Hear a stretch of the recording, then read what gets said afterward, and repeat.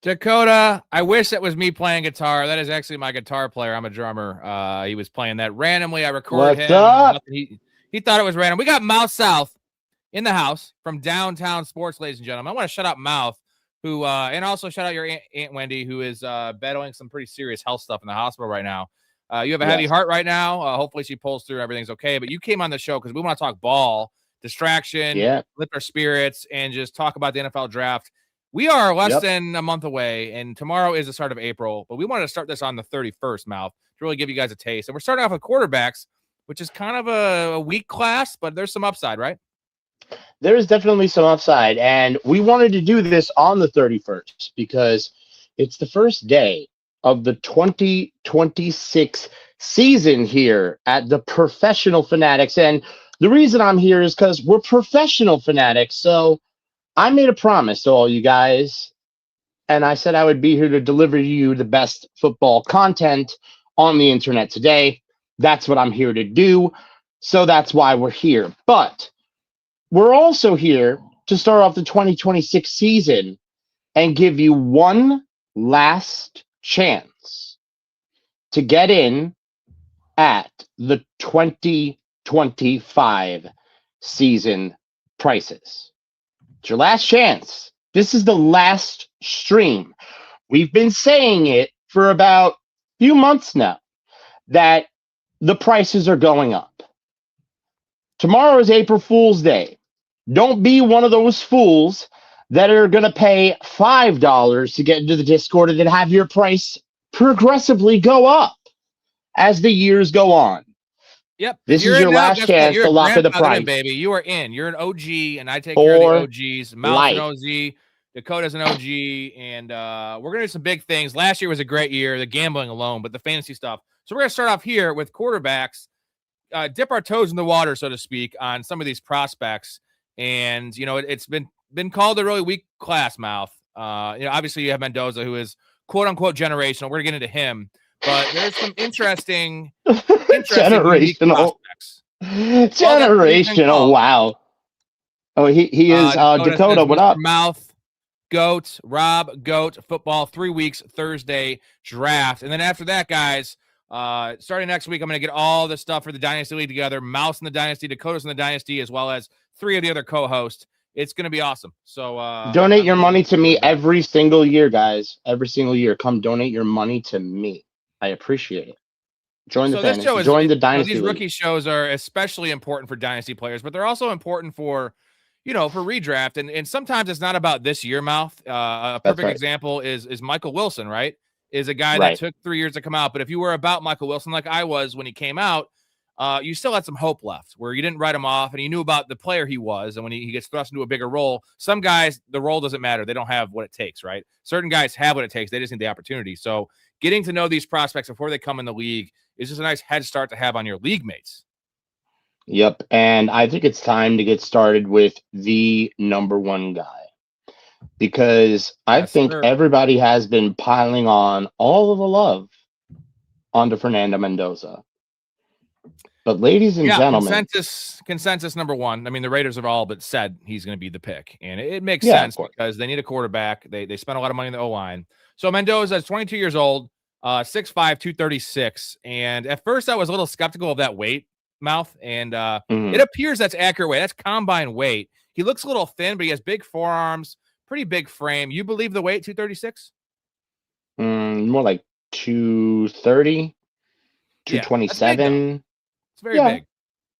It's about big. But I'm going to give you something funny. Are you ready for this?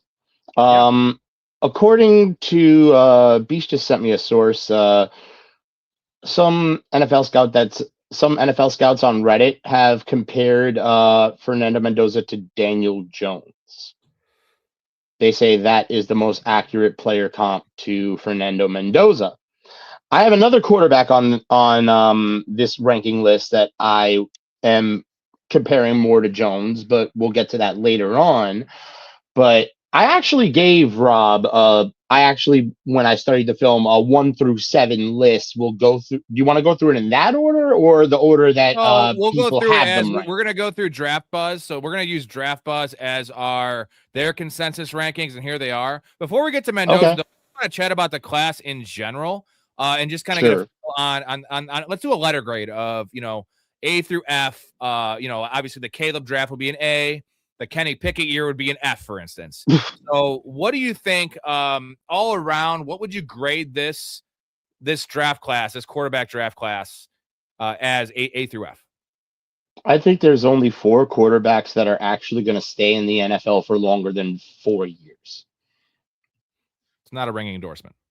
No, this is a D for detestable. Yeah, and I want to kind of put it up to. I'm going to put it up to a C minus, D plus, just because.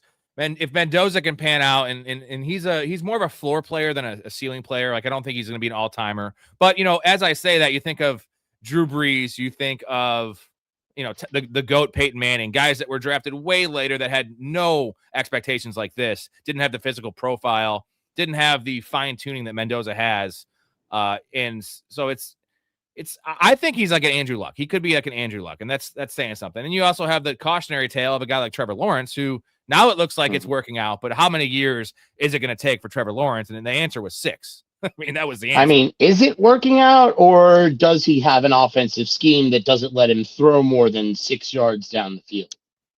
To be determined, right? Like, next year is going to be kind of the make or break year for Trevor Lawrence. So we're both down on this quarterback class as it's low. It's worse than average. And then the crazy thing about it is next year's class, by all accounts, is an A, right? It could be one of these all time, 84 was there. 2023 was that. We've had a couple other ones that are all time. And it could change though too, but it's definitely a better quarterbacks class next year than this year. We can all agree. Yeah, no, this year's quarterback class is basically, if you're in the unfortunate position that the Arizona Cardinals and the New York Jets are in, where you're going to end up winning more games than necessary to get a quarterback next year, you're kind of screwed. You have to get one of the top 4 in my list. I don't think the draft grades list is correct. I'll let you know as we go down where I would put these players as we go down this list. But I'm just telling you, Rob, how wrong is that list according to me?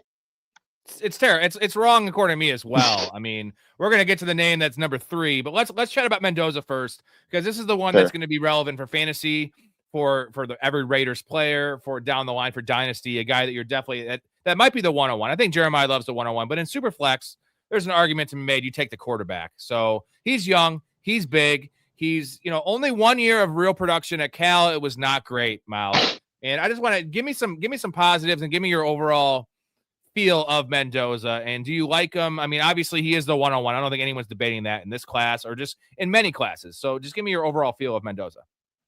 He doesn't keep his head up. That is the biggest problem I have with him. He doesn't keep his head up. He is not good after looking past his first and second reads. He does seem to break down after his first and second read is eliminated from his game, which is why you saw the play you saw from him in Cal. In Indy, he seemed to improve that. He's good at play action. He seems to have a big enough arm to boom the ball down the field when given time. He's extremely accurate. His ball placement's pretty damn good. He is definitely the best quarterback in this class. I just feel bad he's going into a situation where he has to be the day one starter. Like, I feel like you're right, Rob. Every one of these quarterbacks needs to sit a year. Unfortunately, Mendoza's not going to be able to sit a year, and I think that's going to hurt his career. Like, I really wish he weren't the 101 in the draft, because if he wasn't, he actually might be able to sit down, watch for a little bit, learn the game of football at the college level, gain some stripes, some experience, and then go in and play, which would actually benefit him greatly. But he's not going to get that chance. He's going to get Zach Wilson, and it's not going to look very good for the first 6 or 7 weeks. And there's really no contingency plan. A lot of times that there is a guy like Jacoby Brissett in place. The Raiders have none of that. It's literally who even is their backup right now? Is it still the kid from Purdue, the tall kid? Like, who is their backup right now? Like on the Isn't roster, it they could bring in Kirk Cousins, but isn't it Sam Howell? Isn't he still on their roster? no, I don't know. Either way, it's nobody that's going to start over No, him. They have nobody in not place. at all. Kirk Cousins is really the only option, and we all know Kirk Cousins is toast and dust, and he won't Carson last Wentz more is than still 5 out games. there. I mean, Carson Wentz is still out there. He still They got to hasn't bring been in picked someone up yet. just to hold the clipboard and kind of tag team this with him, at least mentally, right? And just be there to kind of support him and show him the ropes. So I have a couple negatives here for you, a couple stats. So this is a negative because lowest drop rate in the class at 2.2% from his receiving core and tight ends, which could be could be viewed as a positive because obviously his ball placement is very elite. But we're going to talk about Ty Simpson later, and he had the highest drop rate. So it's like when I see a guy and his numbers are a little inflated because his receivers, he has Surratt and Omar Cooper, who are both going to be, a first rounder and like a third round receiver, both NFL players. That's a little bit concerning. He benefited from heavy RPO. Kid took 6 snaps under center for his entire career. That's counting Cal. 3 years, 6 snaps under center, Mouth. I know the college game is very, very heavy into shotgun. But we're talking six. You've almost taken 6 snaps under center in the college game. I mean, you're only 6 away. Only 6 away, dude. So how much does that concern you? That's almost as many snaps as Anthony Richardson took in college and in high school combined. If you actually pay attention to how many games Anthony Richardson started before he ever started an NFL game, it was the answer, by the way, to that trivia question is 15. High school and college games combined, Anthony Richardson started before he was a 6th pick in an NFL draft. But Silver says, real quick, he's talking about Cousins, and we talking about Cousins. Mm-hmm. Aiden O'Connell. So Aiden O'Connell's what I was talking about out of Purdue. That's their current backup, who I actually don't hate. He's a Gardner Minshew type, right? It was him and Minshew that year. Yeah, Cousins is fine. Cousins is perfect for like the mentoring. And I think Cousins is that point of his career. You saw it last year with Penix. He's not Aaron Rodgers, right? He's fine with mentoring, but I don't want to start Kirk Cousins with those pass catchers. You got to play Mendoza. No. You have to. Right? No, Mendoza's because the pass catchers you have, I believe Trey Tucker's there. The Raiders are definitely drafting either Boston, Cooper, or Brazel. One of the 3 is going to be a Raider. All 3 of them are I go zoom fast downfield. So Tucker and Brazel are that. Besh is your intermediate guy. You're getting Bowers back. All of them run. And you're going to have Genty there with an improved offensive line to set up play action. The one thing we know Mendoza has is a strong arm. So to make the things simpler for the kid, hand off the ball to Genty. If Genty gets a great gain on first down, if it's like 2nd and 4, play action to Genty, boom it to whatever wide receiver has run the fastest down the field on a go route, and hope to God. That's pretty much going to be the Raiders' offense. So do you think he can overcome what I mentioned previously, the 6 plays under center? So just for some kind of context here, Kubiak's last 2 seasons, he was 55% and 42% of his quarterbacks under center, which was 2nd and 5th in the NFL.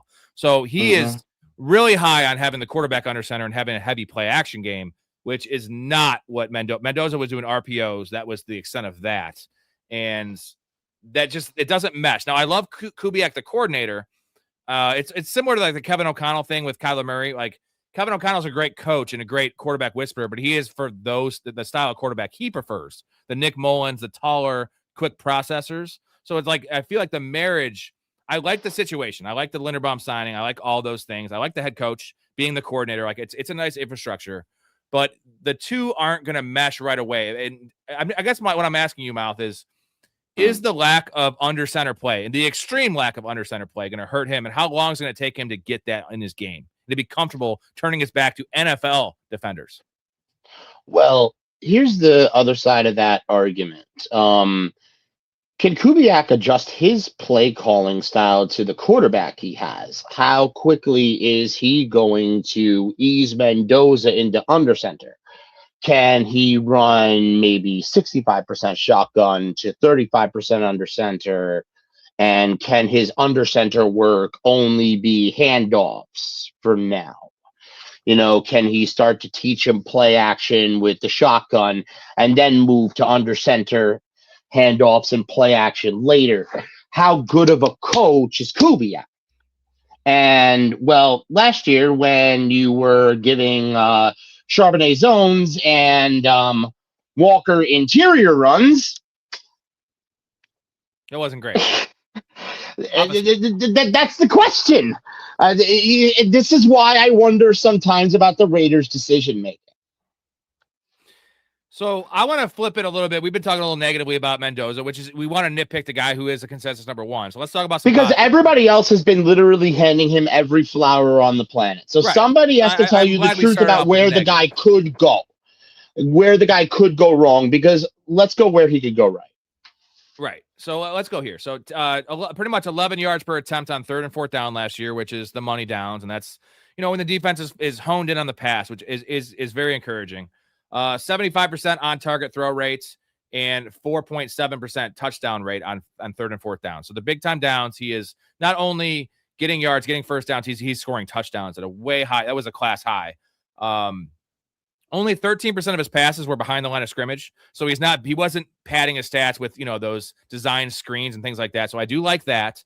And then I would say battle tested, right? 303 dropbacks last year against power conference teams. So he also had 5 games against top 10 defenses. So he wasn't just playing cupcakes. He had obviously the college football schedule, which helped that stat. And I'm going to give you my comps real quick before I get to your positives. So this might sound gross, and I think this guy, my floor player for him, is a guy that had a bad career, but he was a better prospect. It was Sam Darnold. Sorry, not Sam Bradford. Sam Bradford, former number 1 overall pick out of Oklahoma. Similar body type, really tall, had a rocket arm. Sam Bradford, quick release, was a great player, had a nice renaissance there at the end of his career, but injuries derailed Sam Bradford. And my ceiling is Andrew Luck, honestly, because he is definitely a run-first passer to where he's running to pass opposed to running to run. But Andrew Luck was that same kind of player. Andrew Luck was a little thicker, but this is a big boy. Mendoza's a big boy. So Andrew Luck's my ceiling. And that's a very good ceiling. And I don't think he has the flowers coming out that Andrew Luck had. Andrew Luck had a lot of turnovers, but he also was a gritty competitor. And that's one thing we know about Mendoza. Great kid, hard worker, and a competitor. And those were all 3 things Andrew Luck had. The reason Mendoza's not getting the flowers that Andrew Luck got is because of the time period in which Mendoza is coming into the NFL. Mendoza's coming into the NFL in the time period when every quarterback is looking like Michael Vick and Randall Cunningham, and that's the style of quarterback that everybody wants. For example, we're going to get to that quarterback later on in the draft, in our draft discussion. But, the guy who looks like Luck is not the guy who everybody's touting, but if you watch him, he's got the grittiness of Luck. He moves to throw like Luck did. He's got the kind of arm that Luck does, and unlike Luck, he doesn't turn the ball over that much. In fact, not at all. So there's the difference. If you really want to comp him, it's a little better than Luck, no? More Stafford-esque? Man, Andrew Luck was, I think we forget how good Andrew Luck was. He came into a pretty bad situation, won some playoff games, had some amazing moments. Had a lot, he was very turnover prone, but he was also very aggressive, where I feel like Mendoza's a little bit more, he's also aggressive, but he's safer with the football, which I do like, but I would say that Andrew Luck was a better athlete. That's why I was saying Stafford-esque. Who do you think has a better arm, though, Andrew Luck or Mendoza? Because Andrew Luck had that funky release where it was almost like not quite Phillip Rivers, almost that little short arm, but he had a lot of zip on it. So is it Mendoza with a better arm? I kind of need to see Mendoza grow into his body first. But if we're having this debate now, probably Mendoza. So, I guess the jury for us is we do like Mendoza. Obviously, in this class, he is number 1. One last question on Mendoza. We talk about the 2023 class a lot, which was Caleb and Jaden Daniels and Drake May and Bo Nix. Obviously, JJ McCarthy as well. Let's not talk about him. But Where would he go? Where would you have him ranked if he was in that class or this class was in this year, for instance? Not knowing what we know about Jaden Daniels going to an NFC Championship game and Caleb emerging and Drake May going to a Super Bowl, just as prospect, where we all love these prospects. Would he be number one in that class? I guess is what I'm getting at. No, he wouldn't be number one in that class. That would still be Caleb. I would put him slightly below Jaden Daniels, but definitely above Drake May. I like him better than 3. Drake. Okay. Yeah. And that's, but it's a close number 3. It's a close number 3. It's a close number 3. Right. Yeah. Drake May was was more raw, which is crazy. We're saying that the guy just went to a Super Bowl in his second year with a pretty subpar team. Yeah, but he still is raw. And that's the other thing. Jaden Daniels was also more raw than Mendoza. Caleb was the most put together. Let's move on to your boy, Ty Simpson. You love him. You've been talking him up. You have him at number 2. So you have Mendoza at 1, obviously. Where do you have Ty? Let's just start with this. Where do you have Ty Simpson ranked? He's your second guy, I'm guessing. He is because everybody talks about how every quarterback in this class comps to Brock Purdy. They comp to Brock Purdy. They comp to Brock Purdy. This guy actually does comp to Brock Purdy because he's probably the only quarterback in this class that if you watch the film, I know he only has 1 year of experience as a starter, and that's the big thing that everybody has on him, right? He spent 3 years sitting and watching in that system behind better quarterbacks, but he learned his lessons well. He just needed to get some game experience underneath him, and he was operating that offense with perfect efficiency. He had all 3 reads on his check down covered with his eyes without moving his head. All by the time he was done with his 5-step drop. He could play under center. He could play shotgun. He could do whatever you need. Yeah, his mechanics are funky. I don't like his mechanics all that much. I think those could be cleaned up a slight, but his arm is freaking sick. I think he's had to adjust his mechanics because of his size in order to put the torque on the football needed to have his arm strength be as good as it actually is, because as much as people talk about, I don't think he could fit balls in tight windows in the NFL. He's fit some balls in tight windows in college. Especially the first half of that season, he fit some balls in some very tight windows. And the thing that really gets me is after he was hurt, 8 touchdowns, 4 picks in the last half of that season, instead of going completely bad and, throwing a lot of picks and maybe having touchdowns and interceptions be even, completing only 55% of your passes and becoming completely immobile. He actually doubled his touchdown to interception ratio, still completed 61% of his passes, and showed you that he had a little bit of grit. So even while playing hurt, he went from being good to great to average to good. So let's talk about the second half and the tale of 2 halves for Ty Simpson. So first 8 games, 68% completion percentage, 8.4 yards per attempt, 20 touchdowns, 1 pick. That is sick. That is awesome. Second 8, obviously against this is also harder competition. You don't have those couple cupcakes in there, but 60% completion, 6.5 yards per attempt, 8 to 4 touchdown interception. And he dealt with a back injury early in the year, then an elbow, and then a broken rib. So I know you love the grittiness of this kid, the fact that he played through what he wanted to enhance and increase his draft stock, which ended up working against him. But I think you might see this as a positive. I do, only because if he played through, and I didn't even know about the broken rib. I only knew about the other injuries. I didn't know about the broken rib. Thank you for telling me about that one. So I see it as a positive because, as broken and as busted up as he was, 8 TDs to 4 INTs with a 60% completion percentage, as broken as he was, that's not terrible. To be as injured as he was, to go out there and give performances like that versus, granted, against better competition as well. He should have been like, crap in the bed and being a 4th round pick. Like Carson Beck should be the second best prospect right now, or Nussmeier, according to this list, should be number 2 right now, because Ty Simpson should have completely shit the bed, but he didn't. Let's especially finish up with considering all of those I want to injuries. give you a couple more positives before you get to the rest of yours. And there are some negatives I'm going to throw out there in a second because I'm not as high on Ty Simpson. Oh, as you. I there's see the plenty of upside. negatives. So he was blitzed on 45% of his dropbacks, which is second most in the nation. And so he has, at least he has in the limited experience 1 year, at least he has that experience, which is under duress. And a lot of times the issue with these Alabama quarterbacks in the past were the offensive line was elite, the running game was elite, and the weapons were elite, and they were never under pressure, right? I go back to Tua in particular, right? Like never under pressure, and it's hard to gauge these guys. So he actually didn't get the old school Alabama experience, which has led to a lot of failure from these Alabama quarterbacks. Unfortunately, though, 5.9 yards per attempt on those throws, which is 10th. It's not terrible, but at least he has the experience. And he had a lot of success on the screen games, and I'm going to credit that to Jeremy Bernard, who is a Deebo Samuel-esque player. Removing screens, 5.9 yards per attempt, which is 10th as well. So he did benefit a lot from that, and Jeremy Bernard is a monster.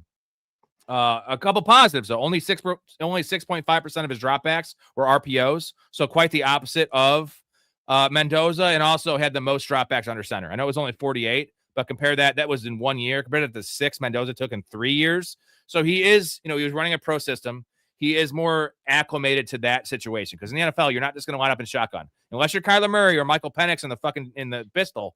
Like I know you love that, Mouth. All the pistol there they were running in Atlanta. So there's a lot they're going to be running it in Philly too. They're going to be running it in Philly this year. Ain't it great? It's going to be great for me as a Giants fan. Gonna love it. J-Bob's going to love it too. By the way, has anybody checked on J-Bob since they hired Atlanta's former OC? No, I have not heard from J-Bob. He'll be back. He'll be back once the draft happens, and then all the Eagles fans are gracing us with their presence again. They tend to go in hibernation after J-Bob, it's okay. J-Bob, it's okay. I know they hired. I promise you, they're not going to run as much pistol with Hurts and Saquon. They're not going to let it happen like that. I promise you. At least I hope to God. I guess we'll see. A couple of concerns, though. And I want to hear how concerned you are by this. He's going to be 24 in his rookie year, which is an older prospect.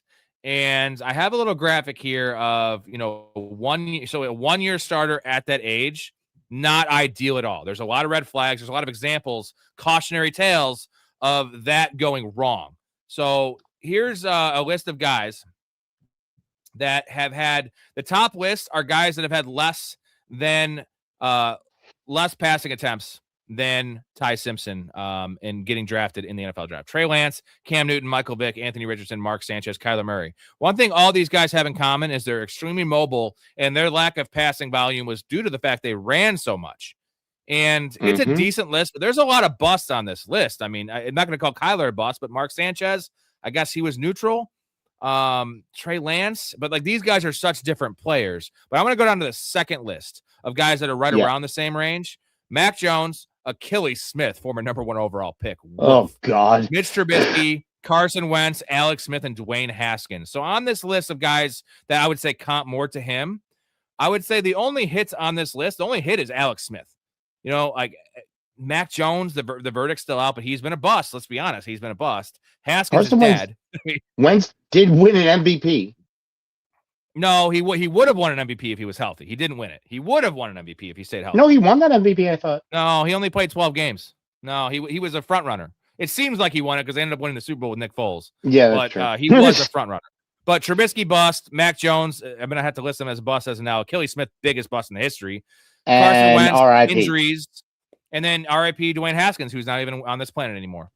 So that's the cautionary tale of, I think Anthony Richardson was the ideal. So what you're telling me is his choice is okay. His choice is insane podcaster, guy who only had 15 starts combined high school or college. His future is to assault a truck driver, garden gnome, dog fighting and going to jail, Go-Gurt and milk. Who's Achilles Smith? Mitch Trubisky, Carson Wentz. I thought he won an MVP, didn't. Breaking your leg and death. It's not great. This is what this graphic is telling me that his So basically, so here's how I'm going to turn this around, right? It could only go up for Ty Simpson from here. And you mentioned It Brock can Purdy, only get better, right? And Brock Purdy was Mr. Irrelevant, and he is. I want to say he's not as thick as Brock Purdy. Brock Purdy has a really thick lower half, but he's a little taller than Brock Purdy. I think Brock Purdy's legit 5'11". And coming into the pros, I mean, look at draft capital alone. We're all projecting him to go mid first round, maybe even higher. So he has a leg up there, but the leg down is as much as we like a couple of the landing spots. He's not going to be with Kyle Shanahan. No. And what would Brock Purdy be without Kyle Shanahan? If Brock Purdy went to the Dolphins or Jets, I don't think we'd be having this Brock Purdy comparison, this conversation about Brock Purdy. Yeah, you know what I'm saying? Mm-mm. He wouldn't. You're right. Well, now the two places that you would think Ty Simpson's going to end up is either the Cardinals or the Jets, right? Normally, you're thinking, right? If he ends up with the Cardinals, he ends up with Mike LaFleur, right? Everybody thinks, oh, this is Matt LaFleur's brother. This is great. Wonderful. This is the same Mike LaFleur that was Rex Ryan's offensive coordinator when Mark Sanchez, who was on that lovely little list, was the quarterback of the Jets, and then followed by Geno Smith, whose last game as a New York Jet was him running the ball 20 some odd times. That was Mike LaFleur. But the Jets situation actually has Frank Reich as the offensive coordinator. So that's actually not bad. I gotta correct myself. Apparently, Purdy measured as 6.5, so he's 6.5. So I guess we're the same size. Ty Simpson 6'1". Yeah, my bad. He just looks smaller, Dakota. I'm sorry. And I don't want to smirch his Niners because I've already said enough goddamn things about Joe Montana on this pod. I don't want to continue doing this. He's shrinking because of the electrical plant next door to the stadium. That's what's going on. Hey, did you hear they hired like a private couple like scientists to go through and they confirmed that it has no impact, which is just funny that the Niners did that. They wanted to take some heat off the franchise. Who was it? Bill Nye and Bill deGrasse Tyson and RFK. It might have been Al Gore. They got Al Gore to do that. Al Gore invented the internet. Damn straight. Al Gore.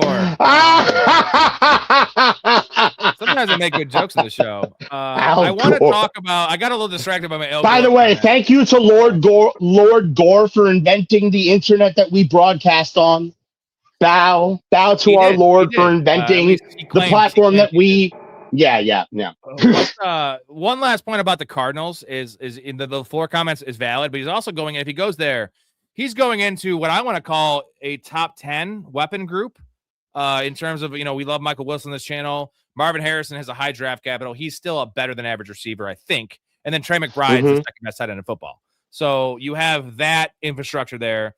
They got to improve the O-line, and Tyler Allgeier's a fine running back. So they have guys that can. Connor restructured his deal to stay there, so he's still there too. So it's Allgeier and Connor. And we like the Jets pieces. I know, we're both higher on Adonai Mitchell than most. Obviously, Garrett Wilson, in my mind, is a top 10 NFL receiver in real Mason life. Taylor is going to be. I love Mason Taylor. Breece Hall. He's going to be a top. Let me tell you something. He is going to be a top 3 tight end in the league. Watch.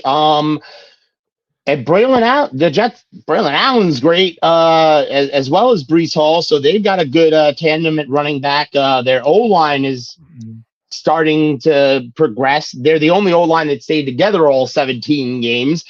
At least that's what the Jets love to keep pushing out on their social media, because that's the only thing they have to brag about. So let's tie a bow on this Ty Simpson conversation I want to hear your ceiling and floor for draft spot. Again, draft number, right? Third overall to 30th overall. I want to hear that. I'm guessing he's your number 2 quarterback, right? He's also my number 2, but he is closer to the number 3. Maybe not, because I don't like my number 3, but he is not that close to Mendoza for me. So give me your lowest he can go and your highest he can go in the NFL draft. I mean, the highest he could honestly go is 2 or 3. I mean, honestly, if the Jets or the Cardinals really feel that strongly about him, he could go that high. I wouldn't do it. That would be a mistake, though. Nothing against him. That's the mistake, because he is clearly, I feel almost a whole full round in terms of prospect value worse than Mendoza. And we don't even like in Mendoza in a real quarterback class, he's a second round pick. He's four, right? Fourth quarterback, third quarterback. Yeah. There's nothing wrong with that. Like, there's nothing wrong with that. Bo Nix was the fifth in a real quarterback taken.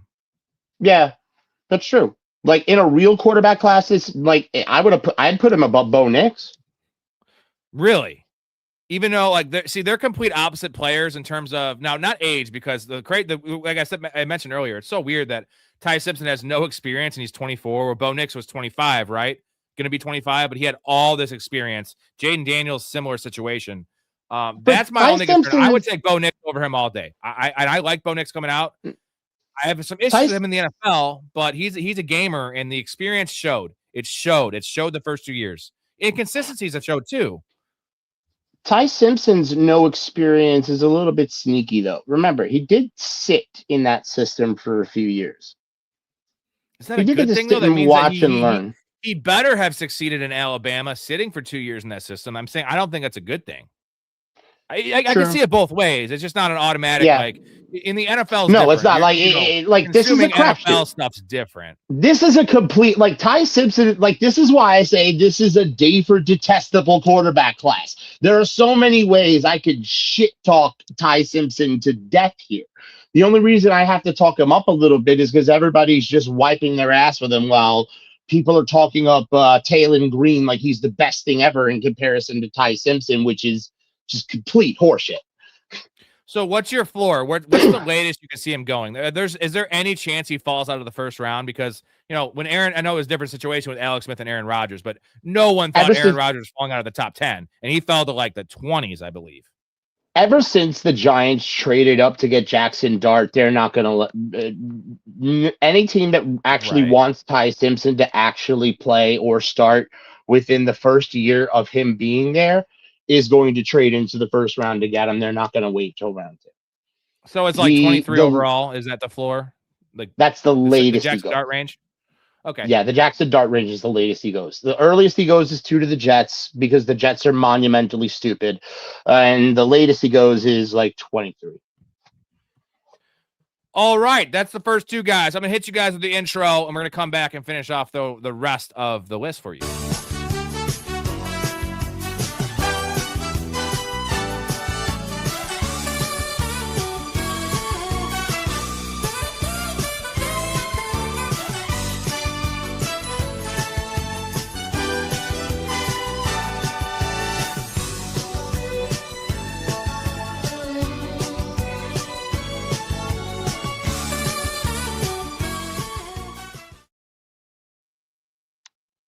Before we get to the rest of the list, I just want to shout out Downtown Sports. Now on YouTube, guys. So obviously every other platform.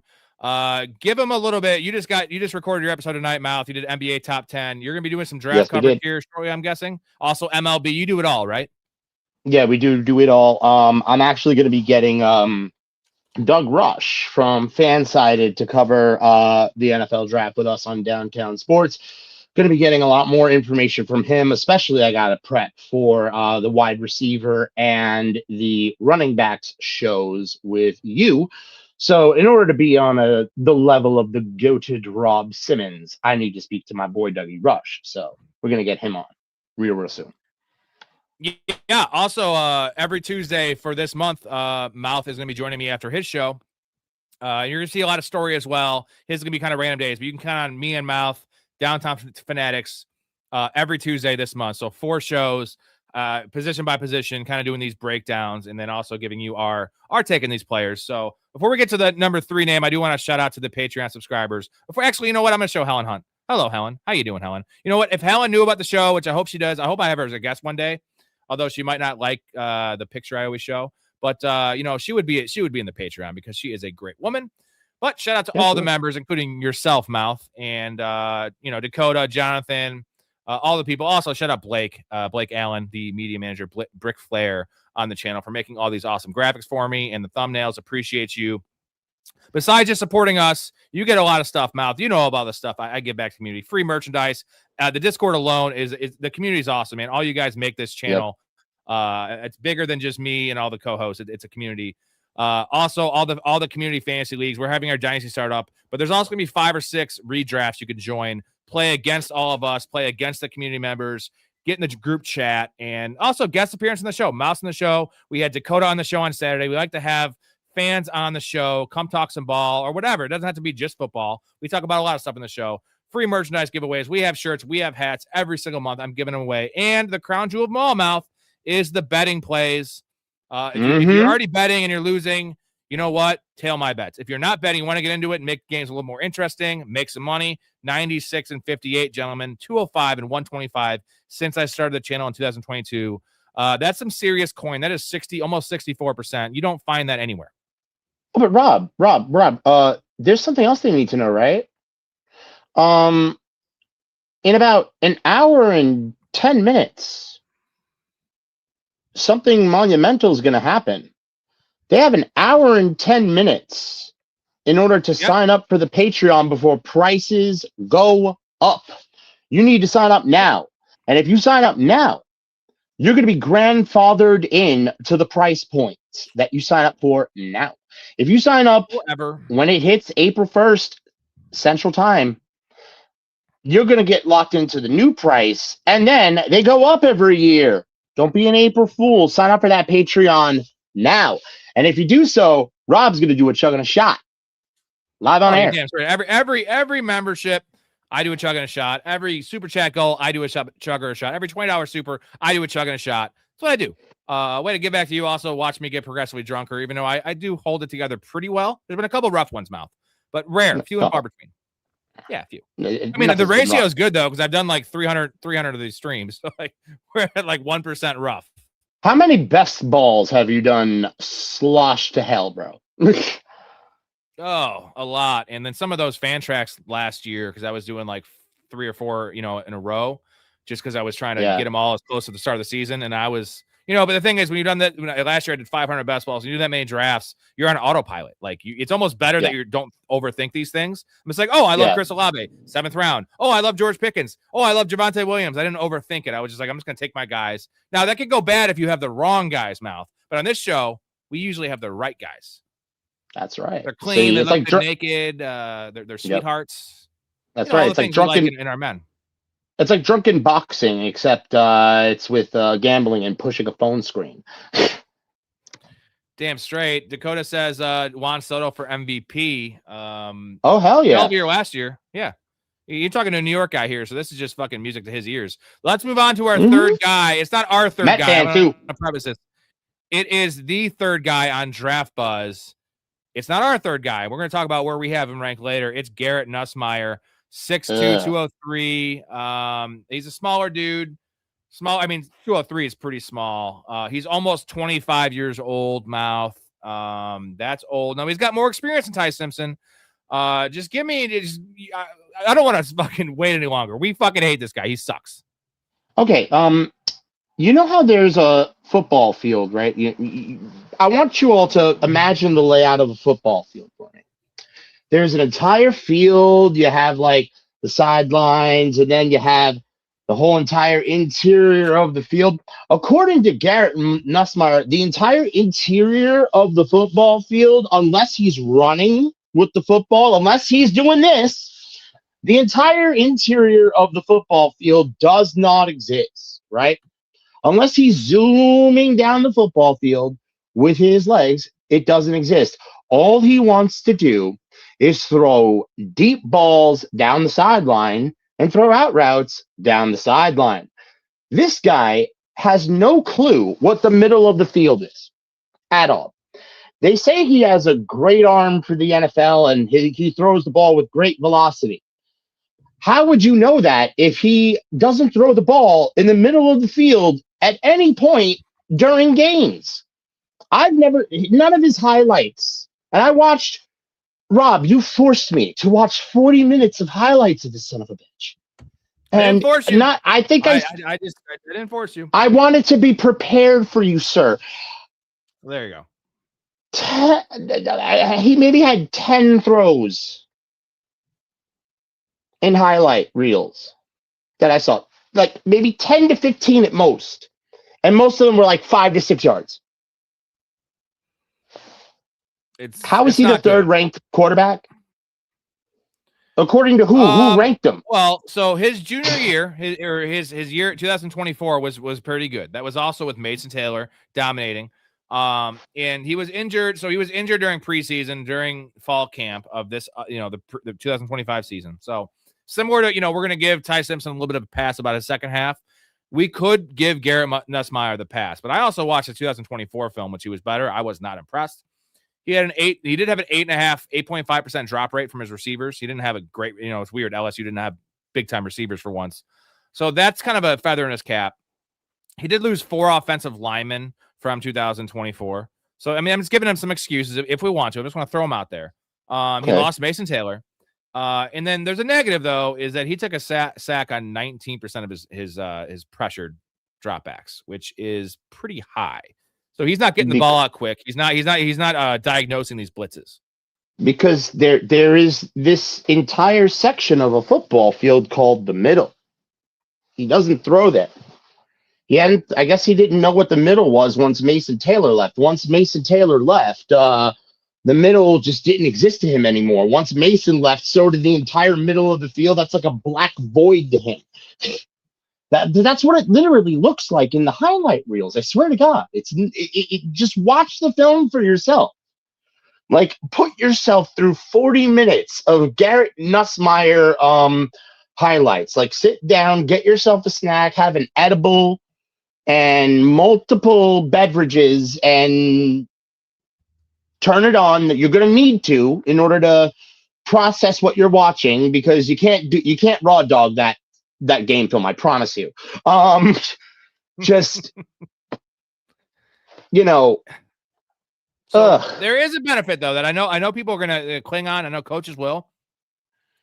His dad is the offensive coordinator of the Saints. I don't know if it's currently, but Doug Nussmeier. So that's, Bo Nix was a son of a coach. Like, they do like this because they've been consuming football, right? And like, I do like that too, but it's one of those things too with Nussmeier. You're talking about the film. To really get a sense of this guy, you can't just watch the highlights. That goes for every player, but certain players you really have to watch complete games, right? Or just more than just a 7-minute clip, because everyone looks good in highlight films. The thing is, Nussmeier's highlights aren't even that impressive to me, and that's a red flag.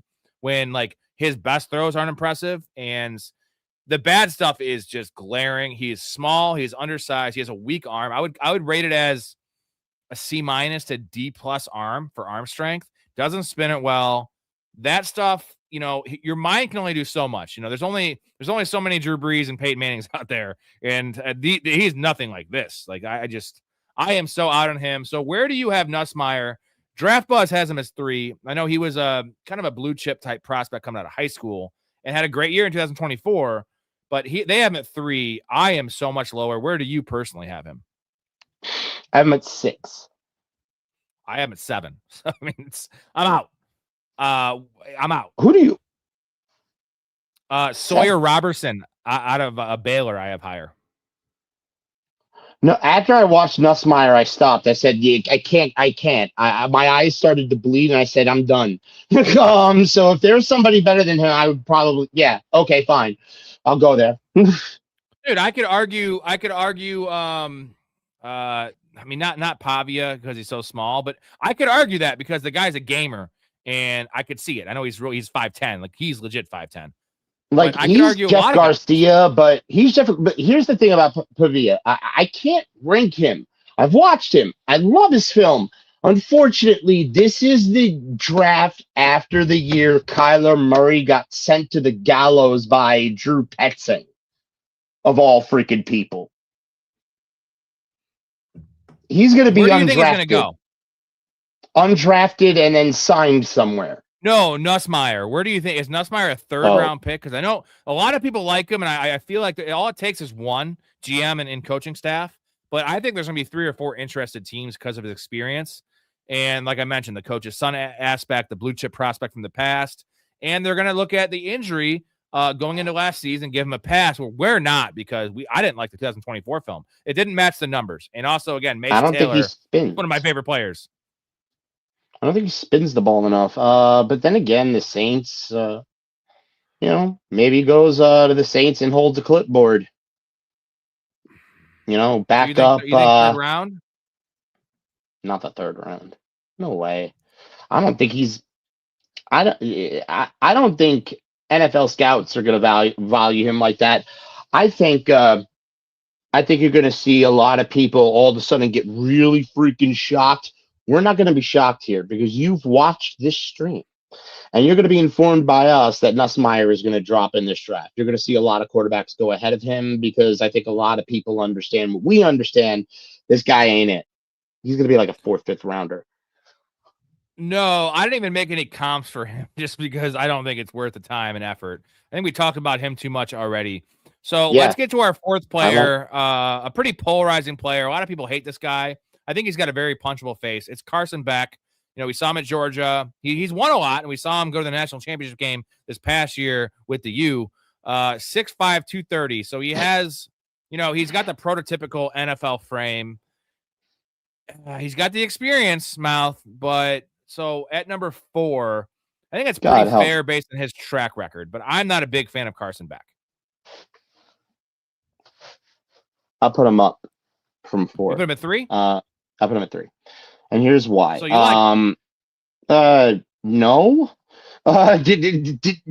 Like is a relative term when it comes to this list. This is like asking me if I like different flavors of Brussels sprouts. Like which flavor of Brussels sprout would I like today? But this is the path that we have chosen. Carson Beck is literally okay. How do I put it? I said it to you earlier, right? I don't like Carson Beck. I like the idea of Carson Beck. Does that make sense? Yeah, and like I like the idea of him. The Bo Nix thing. He does comp very well to Bo Nix based on his experience, his pedigree, playing at big time programs.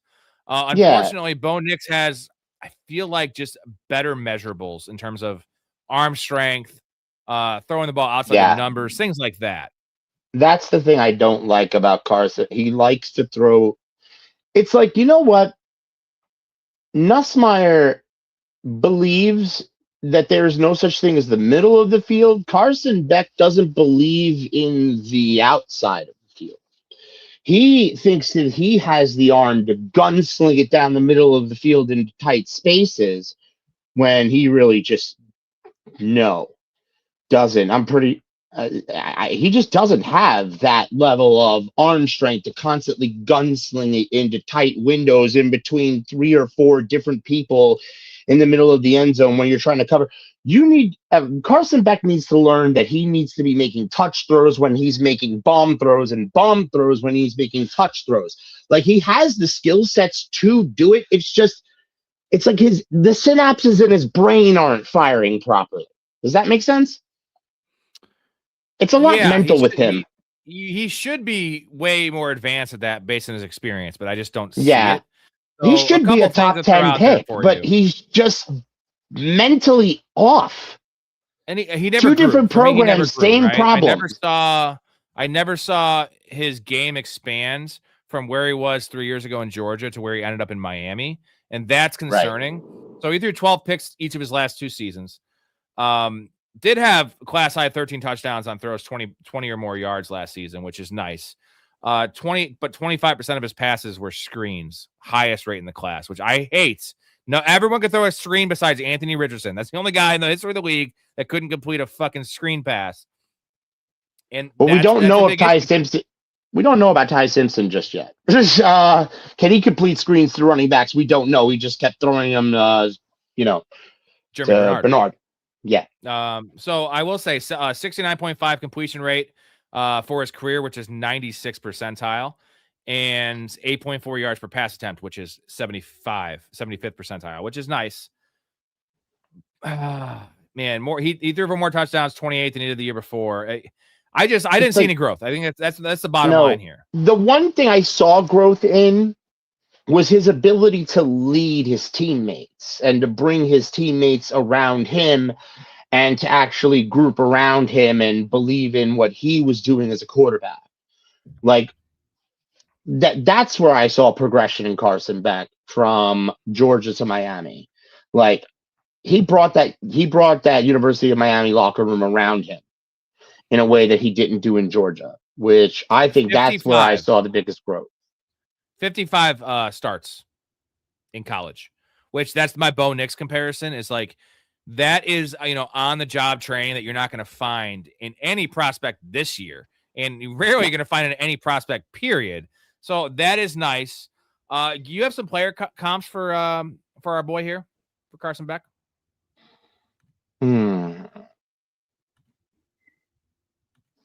If I were to like actually give a player comp for him, like in terms of like modern day NFL quarterback,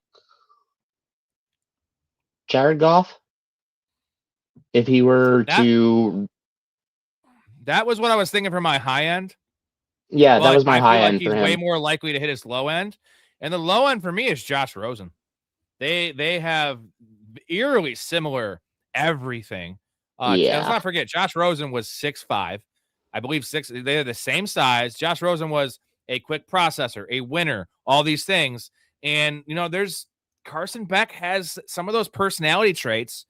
And Josh Rosen, remember how he said that this famous quote. Now, I do appreciate the quotes when guys say, when Aaron Rodgers say these things and these guys that like they're going to make everyone pay for passing on them. But Josh Rosen said this. And if you go back, which is one of the most funny quotes you'll ever hear, he said he's going to make the other 8 teams. He went 9th overall to the Cardinals, I believe. His quote was, the other 8 teams are going to rue the day that they passed on me. And if you go back and look, someone in the chat, please, Dakota, somebody, go and look at that draft class and the 8 guys. There's like 5 potential Hall of Famers that went before him. So it's just a funny quote. There's 5 Hall of Famers. There were 7 Pro Bowlers at least. And it's so funny how quick the Cardinals moved on from him because they gave him 1 year and the very next year they had the number 1 pick. They took Kyler Murray and they just gave him away for nothing. And I will still say, I think that Josh Rosen got the short end of the stick. I feel like he should have got another chance, but I think that there was something so despicable about his personality. He didn't work well with others. He was not coachable.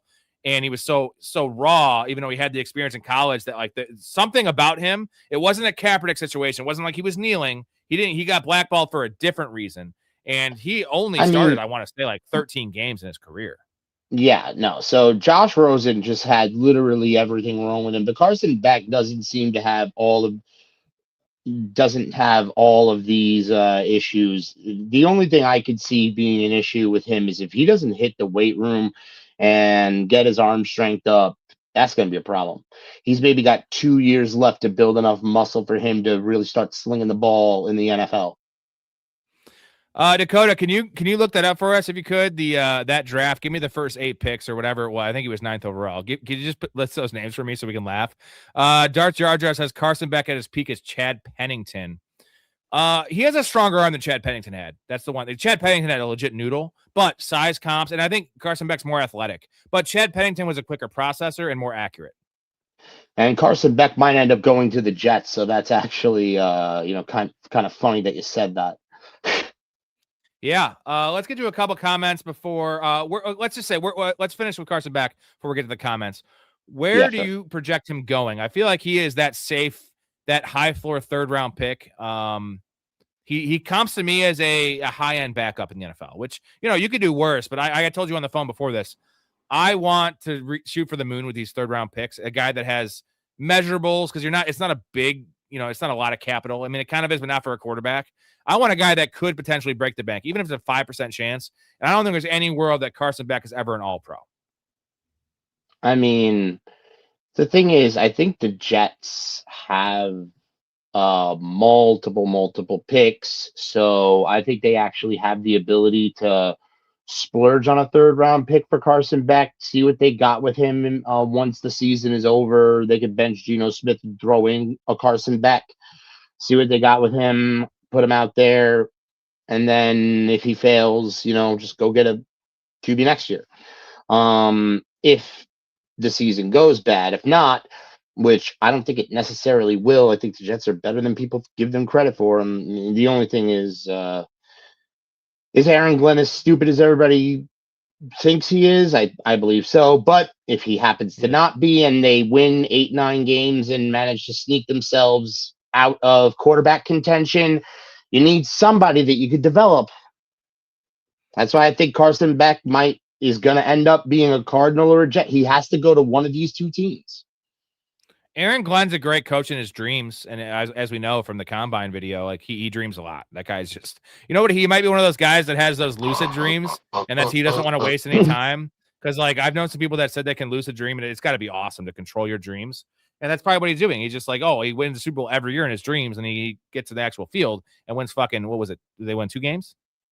I think he was maybe that's why he was manifesting a decent defense in Detroit. Maybe that's what was going on. Jake's got the list. Thank you, Jake. So here's the list. So Rosen went 10th. I said 9th and 10th. Here's the list of guys that went ahead of him that all these teams are gonna regret passing on Josh Rosen. So Baker Mayfield turned his career around a lot. You know, maybe not the best number 1 overall pick, but he's a franchise quarterback. Saquon Barkley, all-time running back. Sam Darnold seemed like a bust, just won a Super Bowl and won 14 games a year prior. Denzel Ward, all pro defensive back. Bradley Chubb, marred by injuries, but still a pretty elite pass rusher. Quentin Nelson is 100% a Hall of Fame offensive lineman. Josh Allen, I know Dakota hates this, but Josh Allen, such an all-time talent. Very raw coming out, but Josh Allen, come on, MVP, baby. Roquan Smith, who I know he's an off-ball linebacker, and the NFL doesn't value that. If he continues this trajectory, he's been an all-pro a couple times. He could be a Hall of Famer. I don't know if that's too crazy to say, but he's, as a Bears fan, Roquan Smith's great. He's been awesome in Baltimore. So let's see. Barkley, Ward, Nelson, Allen, and Smith. That's 5 studs. And then Baker and Darnold, Darnold just won a Super Bowl. Yep. That's a bad statement by Josh Rosen. Wow. Yeah. And Baker's won 2 division titles. Yeah, and he's going to continue to do so as long as he stays in that piss poor division. I can't believe they didn't win the division last year. That was, you know what? Like, congratulations to Bryce Young and the Panthers. That was a gift by the Buccaneers. They were 5-1. Yep. Yeah, but it was injuries, right? Baker got hurt. I mean, Baker got hurt. What are you going to do? As always, though. But as always, I'm not trying to say like I love Baker. He's a warrior, but like he is a lot of times getting hurt because of himself. He refuses to fucking get down. And as much as we love the guy for that, like, you know what? Best ability is availability, my dude. And you know the crazy thing is Baker just always plays these injuries, sometimes to the detriment of his team. I do love it though. I would love Baker if he was my quarterback. Who wouldn't, right? The Browns apparently. I can think of about 20 NFL teams who would love Baker Mayfield to be their quarterback right about now. Dakota says, I'm pretty sure I'm taking Pavia over Drew Aller. Dakota hates Drew Aller. That's crazy. I know you're not the highest on him, but that's wild, right? I mean, I don't know if I would take any of these quarterbacks over any of these quarterbacks. I would just draft other positions if I were anybody in charge of any NFL team. Now, Jake said Drew Aller should be 3rd.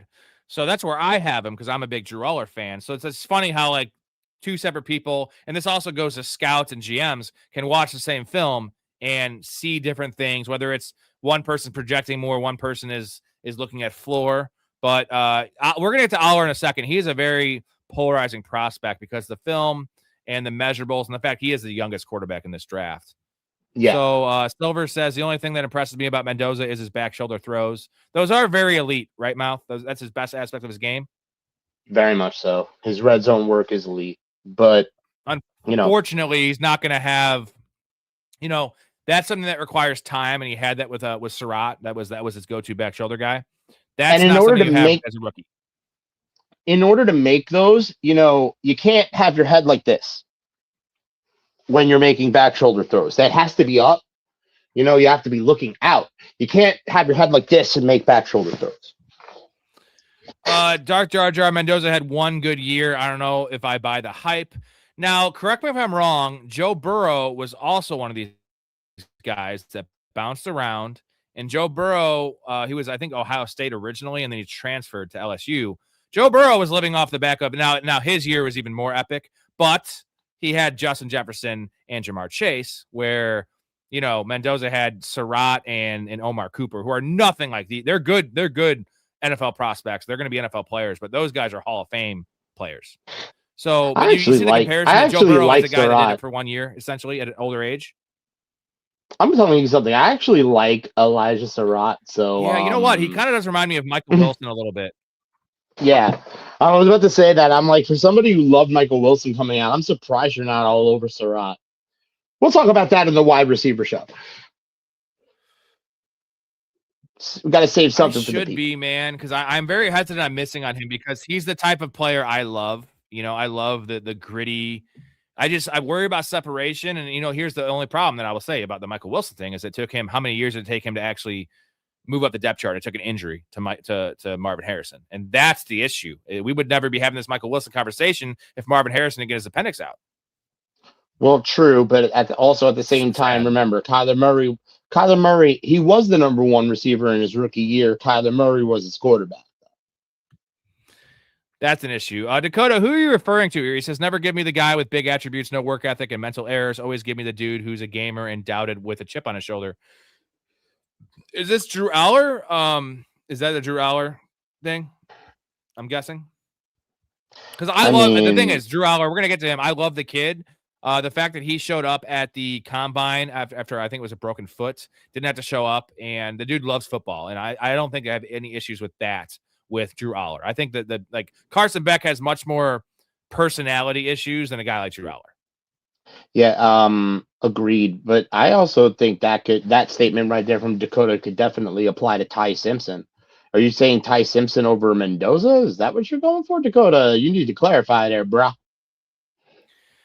Jake says he knew all these off the top of my head, except for McGlinley. Dude, Jake Roberts knows a shit, and you got to get in the community because we need smart people in here. Because you know what smart people do in the community makes our show better because we're doing this live. That's right. That's why a lot of shows don't do live because they don't know enough ball to do live shows. Mouth. That's right. They don't. It'll expose somebody because the normal run of this show isn't what we're doing now. It is literally mailbag. We're answering questions, start sit, trade questions, dynasty questions, you name it, and like you got to be on your toes. There's no way to have notes in front of you. So we like smart people in the community, and especially in the Discord, because we want to learn and make money together. That's right. You got to come into the Discord, bro. And you got to do it now. You have 44 minutes left to lock in the forever low price. Please do it now. Link in the description. Darth Jar Jar. Oh, I still think Joe Burrow is overrated. The only thing that's overrated about Joe Burrow is him staying on the field, right? O-line's been trash. I know the receivers have been elite, but like that doesn't that counteract with the bad offensive line? Like, you know what I mean? Like he would be just as good if he had a good offensive line and marginal weapons. Always had a good running back. Always had good number one and number two receiver. Only until recently he's had a bad O-line. Started off his career with a decent one. It's been really bad the last 3 years, dude. I mean, yeah.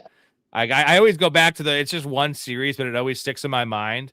It was, probably because I had money on the Bengals. It was against the Browns, and they started off. It was like 1st and 10 from their own 17, and it was 3 straight dropbacks at the shotgun and 3 straight sacks, and it was 2 of them were Myles Garrett, and it wasn't like it was a covered sack. It was like literally Joe Burrow drops back, looks at his first read, starts to move, and then just gets tackled.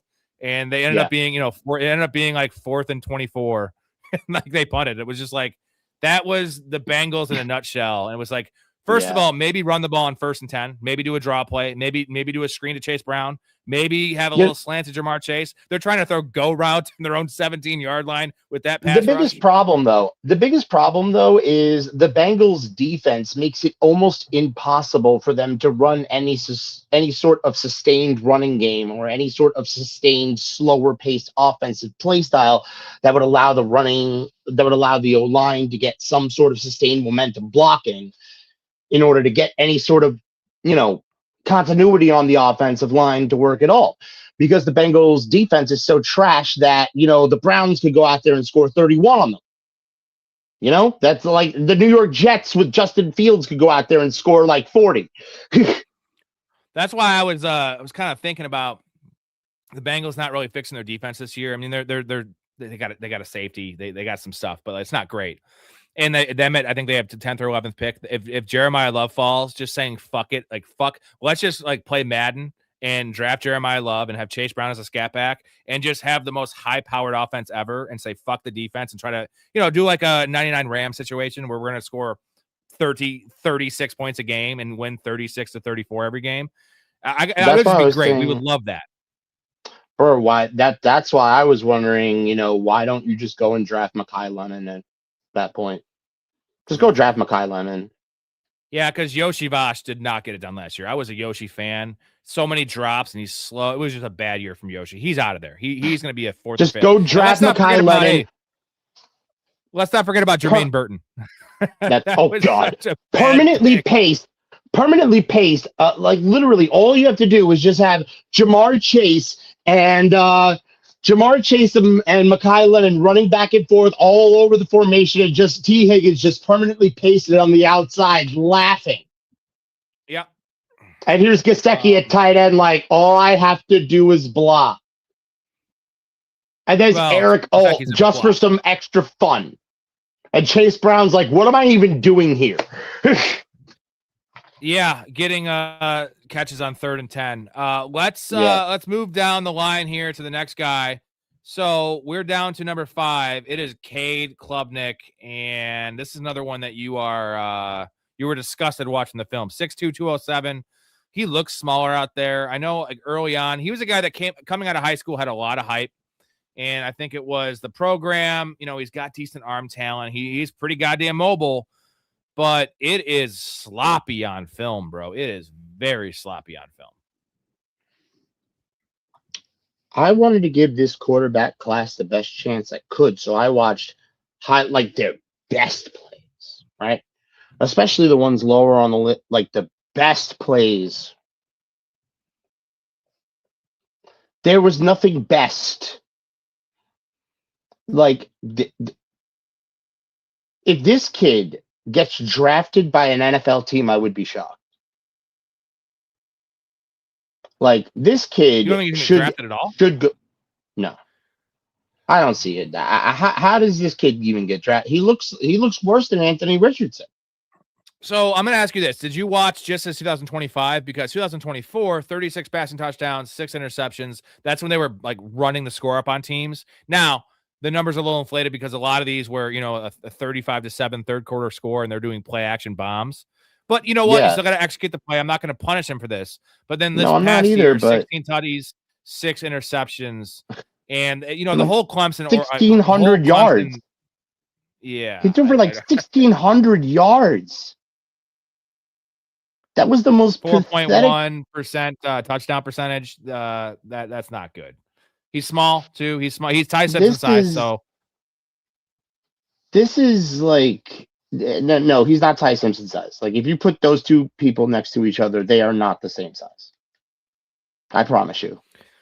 Like he's that size if he wears nature, though. I do like that. But yeah, I do. He can run the NFL. Football. It's not going to work. Yeah, he's a guy with tools for sure. He has. He's Taysom Hill. I mean, if he's willing to be Taysom Hill, okay. Like a gadget or like a rusty, I was about to say like a utility knife, more like a rusty pocket knife that you found on the street corner. Bad decision making in the red zone, which I'm going to count. Also let's go back to another Clemson quarterback, Trevor Lawrence, who historically bad in the red zone. How many picks have we seen Trevor throw on 1st and goal from the 7? Unnecessary, where it's an RPO, and he's like, I'm gonna pull this. I'm not gonna run it. I'm gonna throw it into triple coverage. And we saw that. We saw that in college. We never saw that from Trevor Lawrence in college, which is a thing. We saw that in pros. We saw this from Klubnik in college. That's a major red flag. If you can't protect the ball, it's one thing on midfield or your own 40. I know it's equally bad. Sometimes you're giving away points, but you're specifically losing points. And with how aggressive teams are on 4th down now, like teams are scoring at a record clip inside the red zone, especially in the green. Like, dude, this is rough. And that was my biggest takeaway, was that I don't think he sees the field well. And definitely as the field gets more condensed, his strengths is throwing downfield, right? But as it gets condensed, he doesn't see that linebacker. He doesn't see that safety. And it's just it happens every once in a while to the best of them. This happens all the time to Cade Klubnik. So I am out. If he's about the size of a running back, he runs like a running back. He has the field vision of a running back. I'm just going to keep repeating that term for you because if Cade Klubnik wants a career in the NFL, you see, I've been told I should be more positive. when I appear on media and programs like this, I shouldn't just constantly kill everyone, right? So if Mr. Klubnik wants a career in the NFL, perhaps he should think about switching over to the running back position, because I think that would be where he'd have a future. You know what? There's only one Christian McCaffrey, and that's Christian McCaffrey. And not to play the race card, but he is a white dude that's 207 pounds. Sorry, 4'6", 940, not happening. He's gonna, you know what? I could see a team falling in love with him because of the 2024 film. And I know if you watch the highlights, it's great. If you watch the lowlights, it's not great. You know what? GMs again. There's some bad GMs. Get him in your quarterback room. I mean, why not? I mean, I wouldn't waste more than a 6th round pick or a day 3 spot on him. But you know, 6th or 7th in the 6th or 7th round. I mean, why not? You know what might be a good spot for him? I've seen worse. Is the Lions. I think the Lions might be a good spot for him. Under Dan Campbell, 6th round pick, take a flyer. They're a team that has, you know, with the playmakers, Jameson Williams comps really well to his game. And you need a team that has a running game with him. If he's going to a team without a running game, Giants, it's over. You know, the Giants actually would be a good spot for him too. Because the Giants need, you know, I always say this: your backup needs to mirror a little bit of the skill set of your starter. And one of the upsides we like of Cade is that he is pretty mobile. He's good at throwing on the run. He is a dual threat quarterback, and you need that type of guy. I think Drew Aller is the perfect guy to sit behind. I know it. I just love Drew Aller. Let's get to Drew Aller next. He's our next. No, I would, and you're right.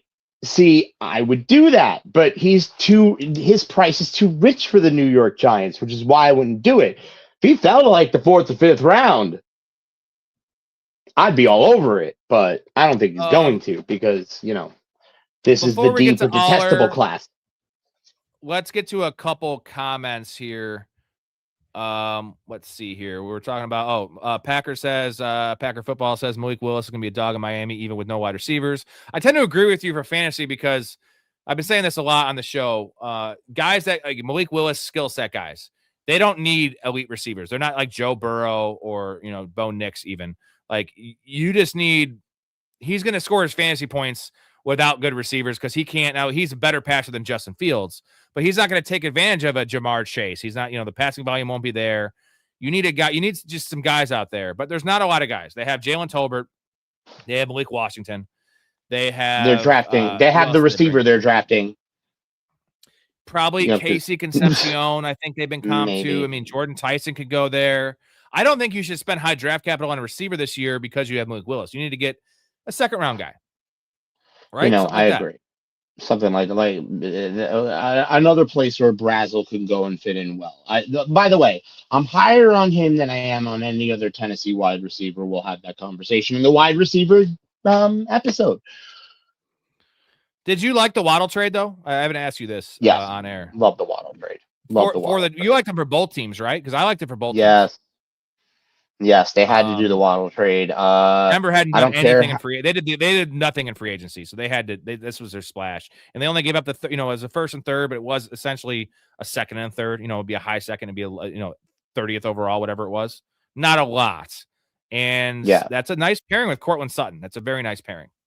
Yeah, it is. Waddle being there with Cortland Sutton. Now you got the downfield burner to go with your intermediate guy to make sure that Waddle could just take the top off, and then Bryant does the short yardage work and just zooms it up. Perfect. I love the setup. Pat Bryant can catch all the screen work right there. And you can put Mims in that true gadget role, right? Where he's in the backfield for 12 snaps, in the slot for 6 snaps. You know, when you have a 4 wide receiver set, he's out there. But that's Marvin Mims' true or you role could just is throw the returner. Or you could just throw him to some idiot for a 4th rounder. Yeah, dude, people love Marvin Mims. I know the fantasy community was so enamored with that. You know, it just happened to he went nuclear during week 16, the fantasy championship, and everyone was drafting Marvin. I was like, I've never seen Marvin Mims play over 35% of the snaps. Like, that's telling. That the team is telling you that they don't trust him as an every down receiver. And maybe we're going to get that again this year on a lower level because he did dominate last year when all the receivers died. You know, Troy Franklin died, and it was now, like I said, on the Miami, Bryant got hurt. Now, like I said, on the Miami side of this deal, I still don't think Devon Achane is going to start the year in Miami Dolphin.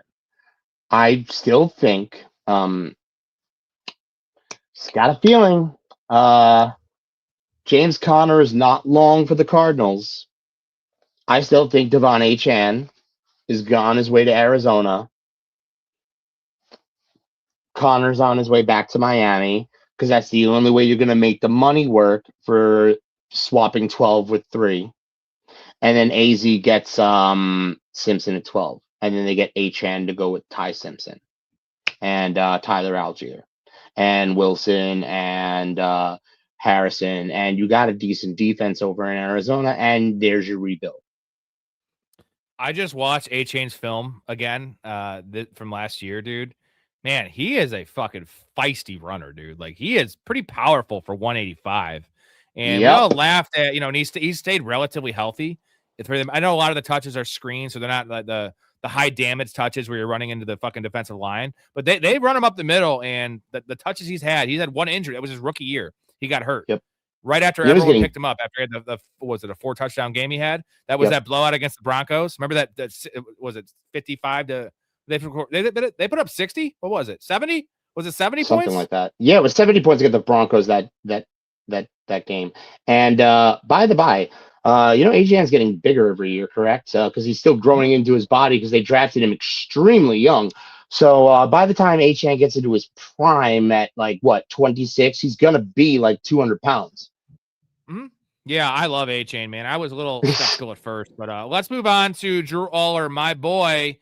So they have him. Draft Buzz has him real low here, and I disagree with this one for sure. They have him at 6, behind Klubnik, behind Beck, behind Nussmeier. Gross. Buzz, your girlfriend. Woof. Yeah, that's you know what? That deserves some kind of clip. Let's see the first one I pull up here. That is really gross, and I think I have the Cartman one. Here it is. This yeah. It's even better. Hey guys, the management needs everybody to get out because they caught a guy jerking off in here, and they're gonna send in a crew to wipe down the loads. Go ahead. That's Drew Nussmeier being at 3. He's the loads on the wall, man.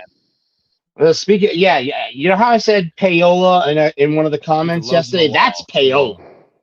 That's payola. Nussmeier at 3 on that list. He paid people for that. Money was exchanged. I promise you, because nobody who watches film would ever put Nussmeier there. No. Aller below Nussmeier, below Klubnik. Buzz and he has 5 brains. So let me just preface it with this. Drew Aller is huge. He's 6'5". He's 230. I think he's more than 230, but that's what he's listed at. I think he's more than that. 22 years old, the youngest quarterback in this draft, at least of, substance. You're on the fence. I'm higher on him. So I want to get your take on Drew Aller first. Give me some good things. Give me some bad things. And how do you project him at the next level? He sidearms the ball too much for my liking. His mechanics need work.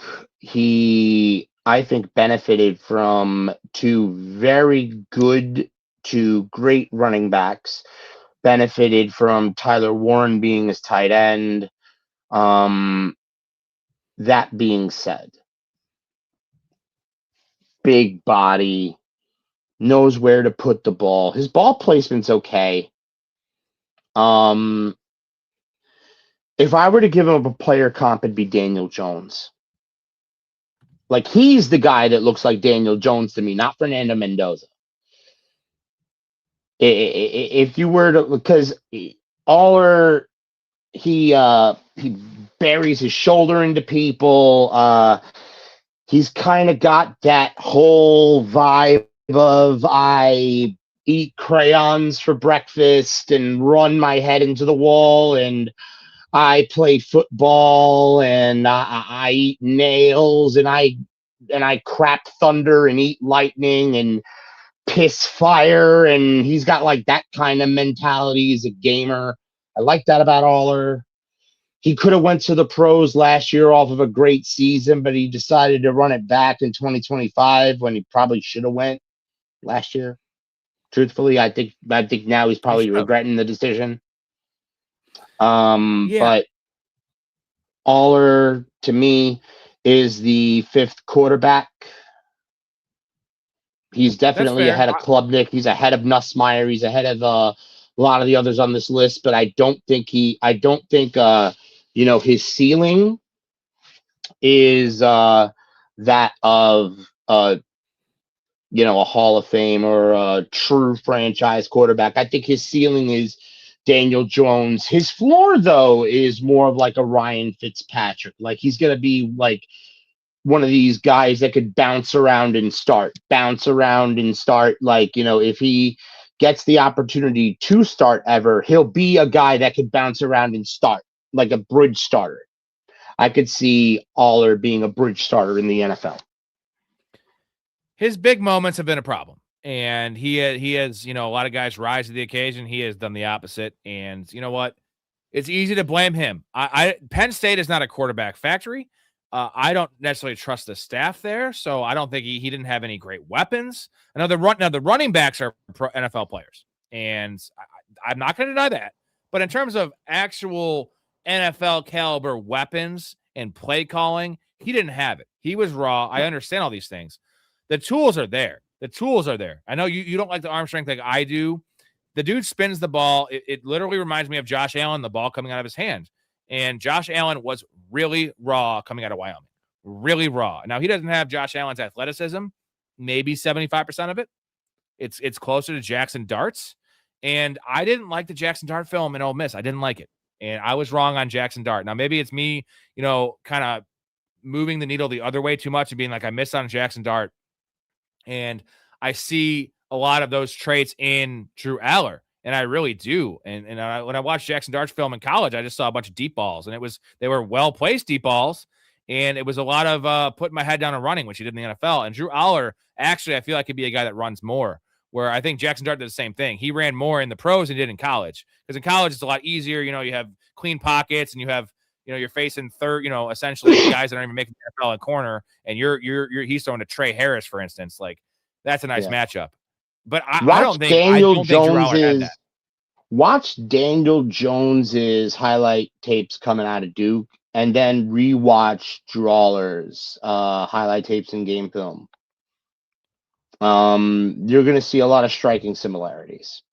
That's a good comp. Well, man, that's a good comp if you're an Aller fan, because Daniel Jones, was he the 7th pick overall of the Giants? 6th. He was a 6th pick. And we're talking, 3rd round? I know you don't think it's fair. I think 3rd round's fair for Drew, because the tools are there, the age. Like, this is not a 24-year-old prospect. This is not a 25-year-old prospect. And he does have a decent amount of experience. And what I loved, I mentioned earlier, man, got hurt last year, and then still showed up to the combine. He could have rested on his 2024 film, the fact that he's a blue chip prospect. He has a size, he has the weight, he has the arm strength. He chose to play. He did the combine at less than 100%. He threw at the combine. A lot of quarterbacks don't do that. And he, in my mind, was the best quarterback there. I think Carson Beck also had a really good combine throwing the ball. And especially because he was getting booed. For some reason, Indiana was booing him, even though they won the national championship. Really weird. Yep. Aller stood out to me so much in the way the ball came out of his hand. And that's a big thing. Like, some guys have it, some guys don't. And that's a big thing. It's like podcast people, right? Some people, they come on right away and they're like, this guy has it. And some people don't. And then they could get there. But if you already start off with that baseline of like, okay, can you throw a football? And can you spin a football? Can you get the ball in tight windows? That's a plus. You just got to figure out the other stuff. Now, there's a lot of stuff to figure out, Mouth. That's what I'm saying. But for me, in this weak quarterback class, it's a weak upside quarterback class. Outside of Mendoza, you can give me Ty Simpson. His measurables, his inexperience, I don't think he has the chance to be truly elite. And after that, there is nobody you can, besides Taylon Green, who we'll get to in a second, who is a freak of nature. But again, Anthony Richardson was a thing, so let's tread carefully there. This is the guy that has. Oh no! I promise you all that this is not. I promise you all, Taylon Green is not Anthony Richardson. We'll get into that in a minute. I hope not. But this is what GM salivate over, man, is a big, strong rocket arm, a guy that you can, that is from all accounts very coachable, which, it's not going to be the Josh Rosen thing. And it's a guy you can mold. And where you're getting him, this is a guy you could sit for 2 years. And he definitely needs to sit for 1 year. I think all these guys need to sit. Maybe not Mendoza. Everyone else needs to sit. And this is a guy. Oh, no, I disagree. Everybody needs to sit. Sitting. But like Carson Beck, some of these guys are not going to be happy sitting. I feel like Drew Aller is going to be fine sitting. He knows his weaknesses. He knows he kind of fucked up coming back and then getting hurt and hurting his stock. Like, he's young. He's very young. And I like, I'll tell you this much. I like him more as a prospect than I like JJ McCarthy coming out. And JJ McCarthy was a fucking top 10 pick. And experience-wise, they're similar, but like, look at the size and the way, dude, JJ McCarthy, the ball does not come out of his hand well. And you've seen that translate in the NFL. Like, just looks funky, and his mechanics, and like, Aller is going to have a year or two to fix the mechanics. So it's about where he goes. Yeah, that's true. A great spot for him. I think this is an ideal spot. The Rams are in win now mode. So like, you don't want to do a Jordan Love what they did with Aaron Rodgers. You don't want to take a first round. You don't want to take a Ty Simpson. You don't even want to take the third guy in the second round. You want to wait. If you can get him in the third or fourth round, Matt Stafford's probably playing 2 more years. This is perfect. Sit there, develop. He's a big guy. Matt Stafford is a big guy, strong arm. And what a great situation this would be with Sean McVay. And like, there's no, like, what's the cost? 4th round pick, 3rd round pick. It's fine. I like it. Well, what's the Rams' third round situation? That's the key. Because I'm not sure if they have a 3rd round pick. No, I think they have 3 picks in the first like 70, and then they don't have a pick again till like the 5th round, but they could move up. I mean, I know it's probably not a good business when you're in win now mode to move up for your future, but who knows? Maybe he falls. I don't think he falls, but I'm just saying as a landing spot, I love that for him. It's got to be an established coach. It has to be a guy that can work with the tools that are given, because there are clear tools with Drew Aller. Because I could see Drew Aller going to Miami later on, maybe give Malik Willis a push. I could see Aller going to a Green Bay later on to give Jordan Love a push. I'm sorry. I don't think Jordan Love is long for Green Bay either. Just my opinion. Dakota says Aller grading below Nuss tells you everything you need to know, Rob. Don't fall in love. I mean, again, we can't take all. There's different rankings. And a lot of sites have Aller as a 3rd quarterback. What's where I have him. But like, we get these things all wrong all the time. Mel Kiper gets them wrong all the time. I get them wrong. We all get them wrong. I have him at 5. Yeah, and that's I have him at 5. I have Beck at 3, and the next gentleman we're talking about. Well, now I guess by process of elimination, now we know who's 4 on my list. So my biggest thing, this is as much about Drew Aller for me as it is about this quarterback class. I'm reaching for the moon here because I don't think there's, outside of Ty Simpson and Mendoza, I don't see a potential stud. I don't see a potential difference maker. And this is this is the guy that could get there. Okay, Taylor Green, but like that's just such a he's such an alien. It's just so weird. Like I'm talking about traditional court. Let's talk about guys we could wrap our head around. And of those guys, he is, Nussmeier, Klubnik, Carson Beck, like those guys. I'm sorry, they might be fine NFL quarterbacks. They will never be the reason the team wins the Super Bowl, and they will never be a starting quarterback on a Super Bowl winning team. And I'm not saying Aller will. I'm saying there's a chance that he has the ability, if coached right in the right system. It could happen. It could happen. Well, no. If somebody gets a hold of Carson Beck and fixes the damage in his head, you can win with him. But I just think he's too damaged. I think he's too far gone. Rob, brother from Dakota, thank you, my dude. Aller is slow processing. I can't see how he gets better at processing NFL game speed, sitting on the bench, learning how to throw tighter balls. Yeah. The thing is, we didn't mention Drew Aller, for his size, pretty goddamn athletic. So we saw this with Jackson Dart. I know I keep on throwing the Jackson Dart thing out there, and I know you guys think his old Miss tape was better than it was. You do think it was better than it was. He took so many strides last year. You know why that was? Is because Jackson Dart could get out of pressure, and he could cover for some of it. If you make Jackson Dart a pocket passer, he is not good. Mouth, you're a Giants fan. He's not good as a pocket passer. If you take away the edge and you make him sit in the pocket and go through his progressions, he's not that accurate. He overthrows, and he also just doesn't diagnose a defense. There's a reason Daboll got fired because he runs, and like that's a nice thing. Yeah. They fired Daboll because they fired Daboll because Daboll didn't teach him how to go through progressions. They made sure Kafka didn't stick around because Kafka didn't teach him had to go through progressions like Dayball and Kafka said they would. That's why we're gone. That's why Nagy is here to teach Jackson Dart how to play NFL football. You know how Literally. everyone has a type. You make fun of some guys like BBWs and some guys like Latinas and some girls like muscle bound dudes. Some girls like bald guys. Dakota has a type, and I know what his type isn't. It's big, strong quarterbacks. He actually said it in the chat. Like he likes quick processors. He likes guys that are not the most physically gifted. He likes guys that are gamers. And I think that obviously his hate for Josh Allen, which is a little bit crazy. I know he hasn't won a lot in terms of Super Bowls or even getting a Super Bowl. But the MVP, and I love Josh Allen. Not to get in that rant, but I thought Dakota didn't like Ty Simpson though. So why doesn't he like Ty Simpson? He's a quick processor, not super athletic. He's a gamer. Went out there, played injured to get his team into the college football playoffs. Do you like? Dakota? Do you like? That's good. Rob likes guys like LeBron and Aller who look good in shorts. Actually, I'll correct you. I'm a big DK Metcalf fan, and when the channel started, I was so big into DK Metcalf, and the joke was I just like guys that look great with their shirt off. I'm like, oh, he's a great athlete. Oh God, he's gonna be awesome. Like, look at him with the shirt off. Look at that six pack. And yes, it's true. See, I can make fun of myself all day. So Dakota, that's bullshit. Let us know. By the way, Dakota, that's bullshit. Rob does not like Magic Johnson, and Magic Johnson looked bitchin' in a pair of shorts. Bitchin'. Well, that's because I would be worried about catching the HIV, bro. I don't want to catch that. I mean, that guy's been around the world almost as much. Hey, look, no one said you had to touch Magic Johnson. Just look at him. Yeah, just look at him. Good. Tell me everything. Okay, they were both here. They were both inside me.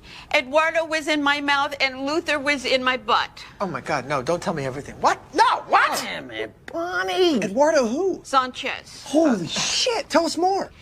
Then Luther went in Eduardo's butt for a while. Tell us less. Tell us less. Then they both completed on each other. I was left out of the finale. Yeah, Magic left me out of the finale, man. Fucking A.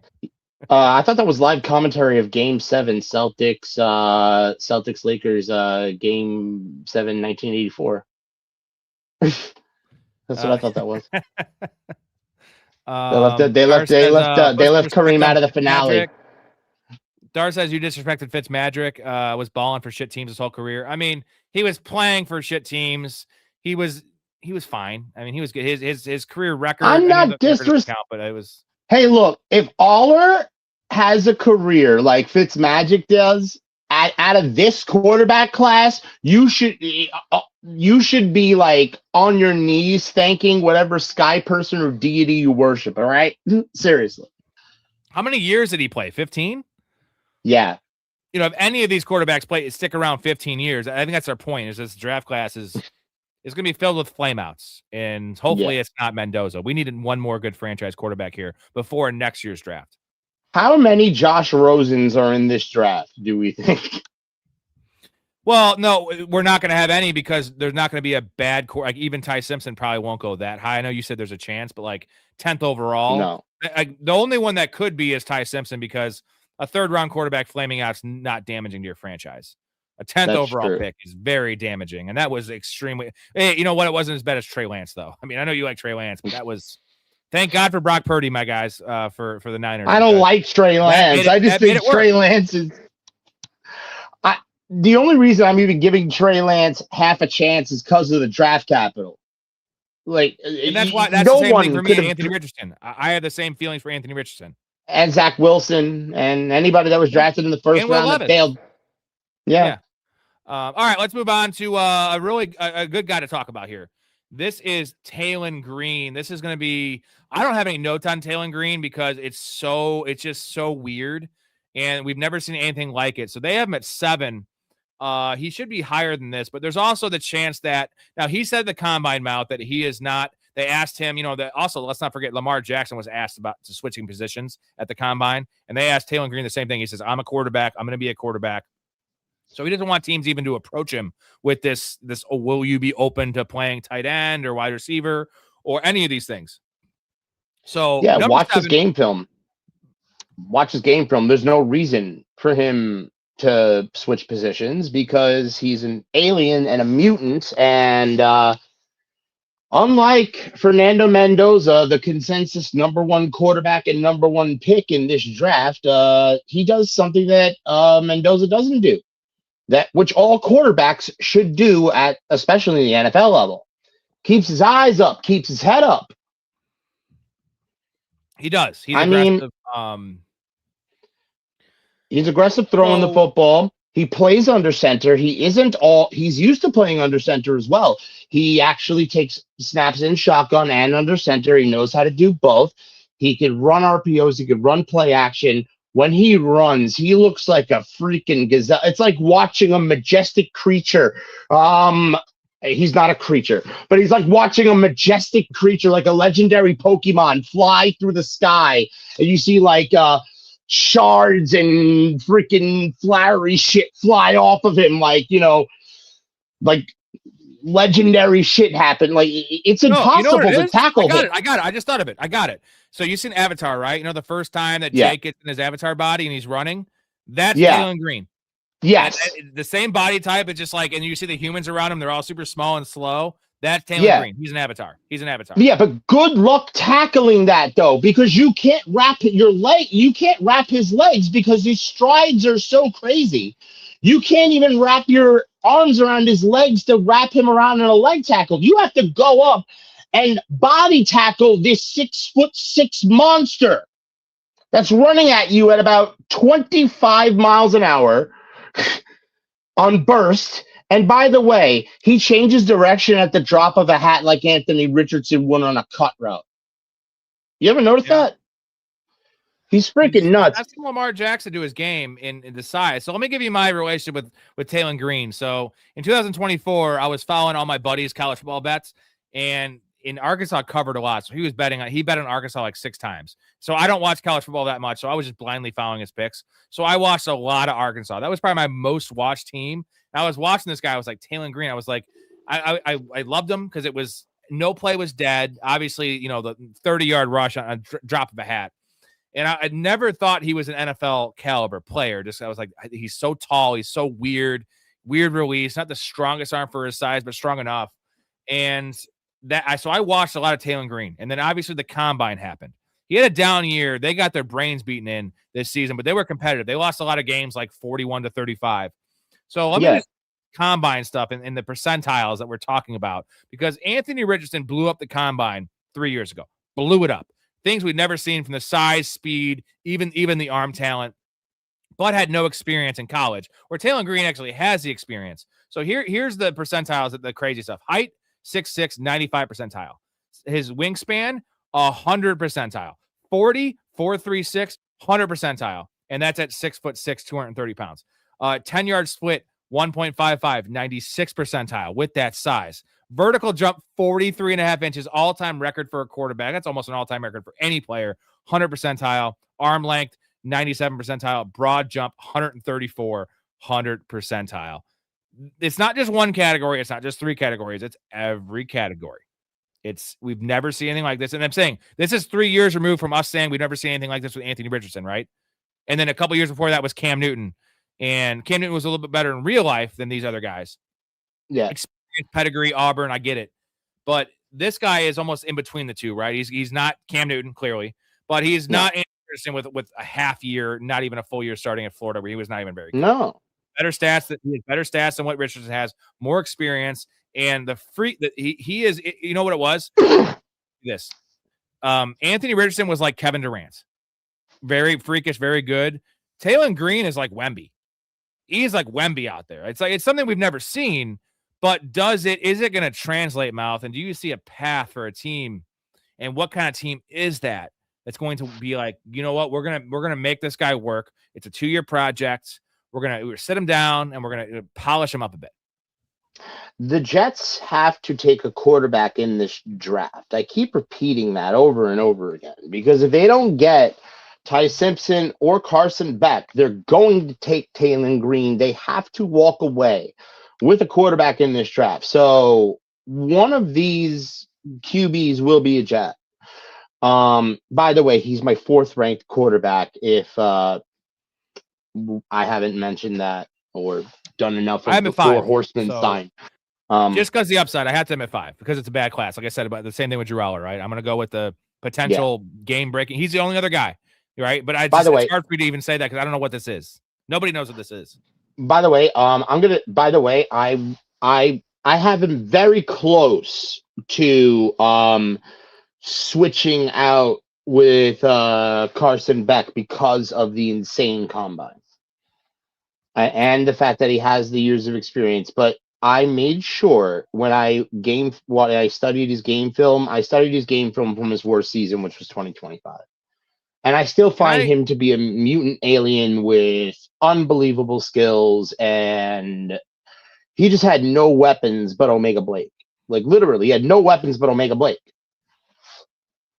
Can I give you some negatives before you give me your slip session on him? Because there's a couple negatives. Obviously, there's some glaring ones, but I want to give you a couple other ones. So his throwing motion's funky, and it's not. Yeah. I'm going to go back to a guy like Byron Leftwich. Okay, I was going to get into that. It's not Byron Leftwich. I stole it from you. Yeah. Great minds think. I was going to go more Dante Culpepper, but yeah, because we have seen this before. Between those two. We've seen this because we have seen this before. It's called Dante Culpepper. But Byron Leftwich didn't work. Now, Byron Leftwich had that almost like he was making his like a full like O. He was like the arm did this. It's not quite that. It's right between the two. That's a concern. The completion percentage, again, I know he's a raw prospect, but that is also a concern. And he has ball security issues. And Lamar still has these all these years into his career where he just so loosey-goosey with the ball. And part of Taylor Green's problem is he's so fucking big. It's so much harder for him to actually get the ball close to his body. It's an extra move, right? Because his arms are so far apart. So that's going to be an ongoing problem, turnovers. And the NFL game, you can't have turnovers. But those are some little nitpicks, but those are big things. Throwing motion, and it's not the quickest release. Again, with those long arms, it's going to be hard to have a quick release, but he can kind of mask those with some of the other things he does. So I just wanted to bring up a couple of those things. And I will say this, his post-snap and pre-snap stuff is not ideal. Again, raw, young guy. It's terrible. Actually, no. Not ideal, more like fucking awful.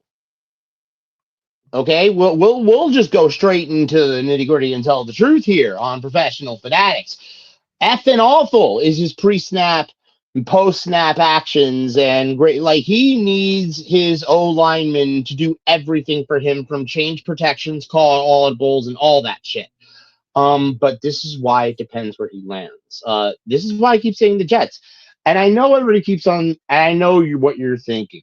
I keep saying that the Jets are a monumentally shitty organization, but right now they happen to have the correct OC in Frank Reich, who, once Aaron Glenn proves himself to be, somebody who drinks paint thinner for a living, he's going to be fired. Frank Reich's going to be hired. Frank Reich will be retained, and then you'll be able to go on with competent coaching and offensive play calling going forward from there. That's why Frank Reich's been put on this staff. I want to ask you this question. With the combine that, obviously Richardson had, then Taylor Green even topped that we mentioned. We all know Anthony Richardson. Obviously, I think Chris Ballard should have been fired for that pick, and just some of the other things he's done. The Sauce Gardner trade, I think that guy. If you talk about drinking paint thinner, that dude's a clown, and he is an extension of Jim Irsay. He must be taking some pills. I'm just saying, the apple doesn't fall far from the tree, whatever that saying is. I'm not good at these sayings. I think that's a saying. Chris Ballard's terrible. He made that pick. We all agree it was such a big prospect. It was such a big leap for him to be drafted, Anthony Richardson, that is. So who would you take? Who is a better prospect, Anthony Richardson or Taylor Green? Taylor Green. Taylor Green. You try to keep out the fact that Richardson flamed out so much. Let's just go after college coming out. Really? You really think so? I really think Taylor Green, because if I were to look erase the names from their profile. I look at the two resumes. I watch the players. Let's say I erase it. I have no idea who they are. Like somehow I got MIB memory swiped. I look at a kid whose combine. I look at the two combines. Both of them are unbelievable. I look at the game film. I see two players who are both extremely athletic but very raw. I look at one kid who's had multiple years experience in the college level, and I look at one kid who's had 15 games total started between high school and college. I'm picking Taylor Green. That is all accurate. I'm still taking Anthony Richardson, and I want to say one thing. Taylor Green has to want, like, you remember the scene in Billy Madison where Steve Buscemi's like crossing off his hit list of like people he wants to kill with the fucking lipstick. Taylor Green should want to murder Anthony Richardson, because if it wasn't for Anthony Richardson, Taylor Green would have been a first round pick. But the cautionary tale of what happened, he's got to be furious. But this is why I think Anthony Richardson's a better prospect. And now I'll tell you why. Arm talent. Anthony Richardson has some of the best arm talent we've ever seen. Now it's very erratic. It's very bad underneath. I'm talking about deep down the field. Like this dude has an A+ arm. Taylor Green, I would say, is a B arm strength, which is fine. He's a little more accurate though. I would say Taylor Green's a little more accurate than Anthony Richardson. But we're talking about tools, and these guys are both working. We're talking about tools to work with, and it's the weight thing. It's the weight thing. Taylor Green is slight, 227 at 6'6". Richardson's 240 plus. Now, with that being said, with that weight, Anthony Richardson still couldn't fucking stay healthy, which is the craziest thing that we're talking about. Is that, you know, Cam Newton, we saw for years. Eventually he broke down, but he always stayed healthy and he was getting destroyed. And Anthony Richardson's much closer to Cam Newton size than he is Taylor Green size. So that's why I'm taking Richardson. I would not say Richardson was a first round pick. He should have been probably a late second round pick. And I feel like Taylor Green should be a mid to early third round pick. So they're close for me. That's why I still have faith in Anthony Richardson. He is 20. Is he 23 years old right now? Is that how old Anthony Richardson is? Yeah, he's about like what, 20? I think he's 22. I want to say. Let me take a look. He was drafted. He was 20. He was drafted. He was 20 years old. I want to say he's 22 years old. Anthony Richardson. Taylor Green is older than him. He's 23. He's gonna be 24.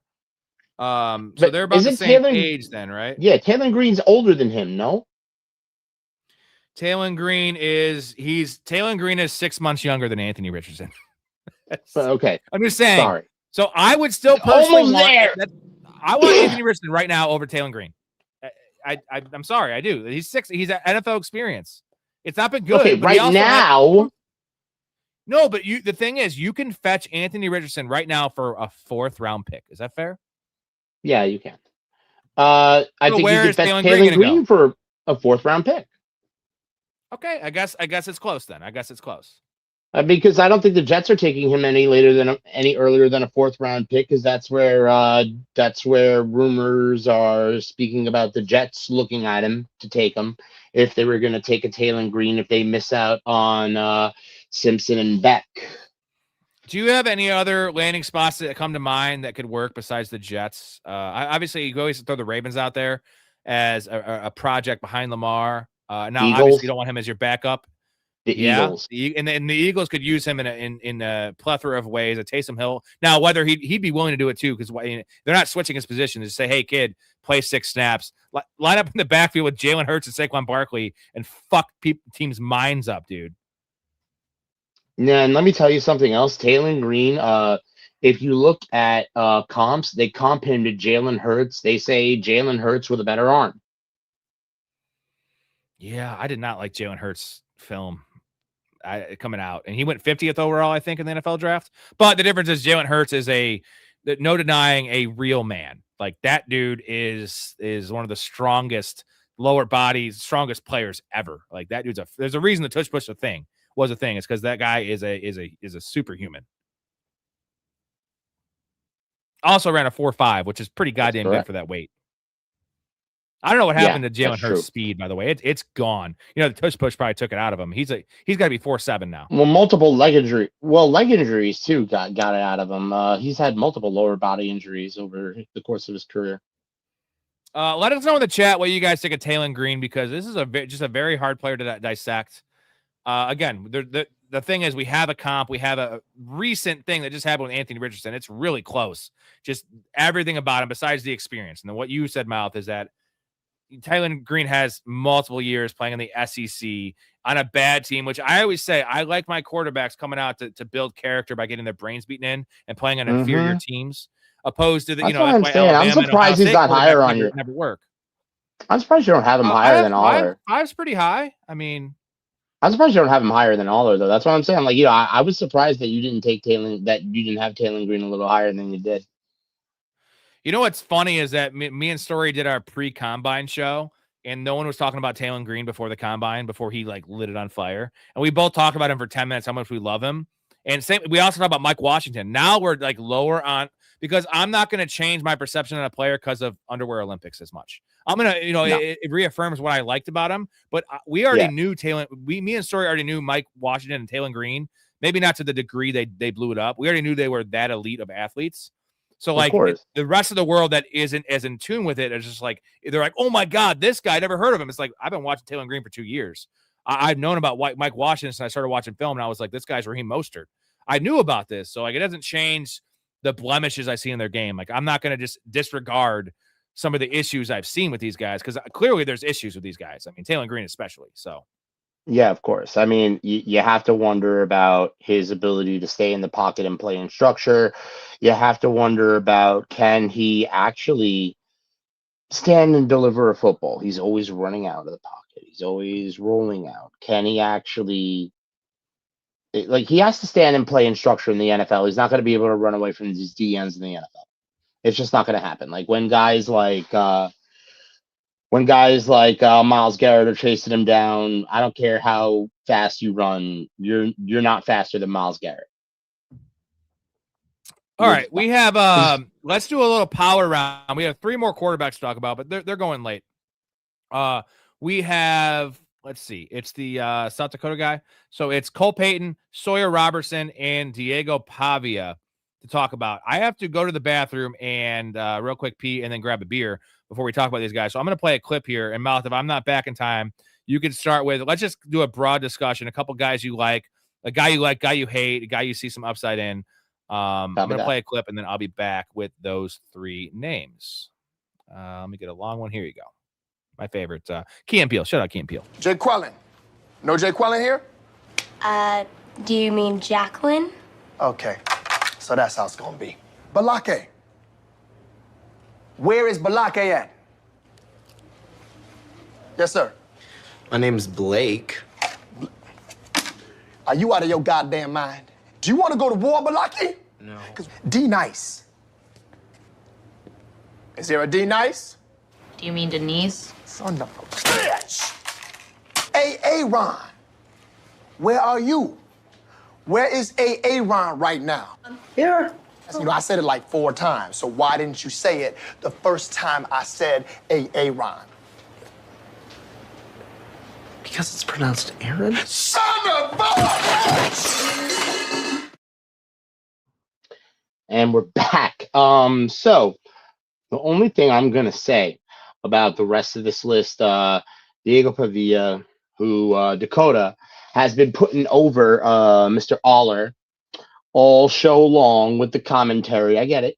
And I do get why. Diego Pavia honestly is athletic. He can throw and spin the hell out of the football. He looks pretty good.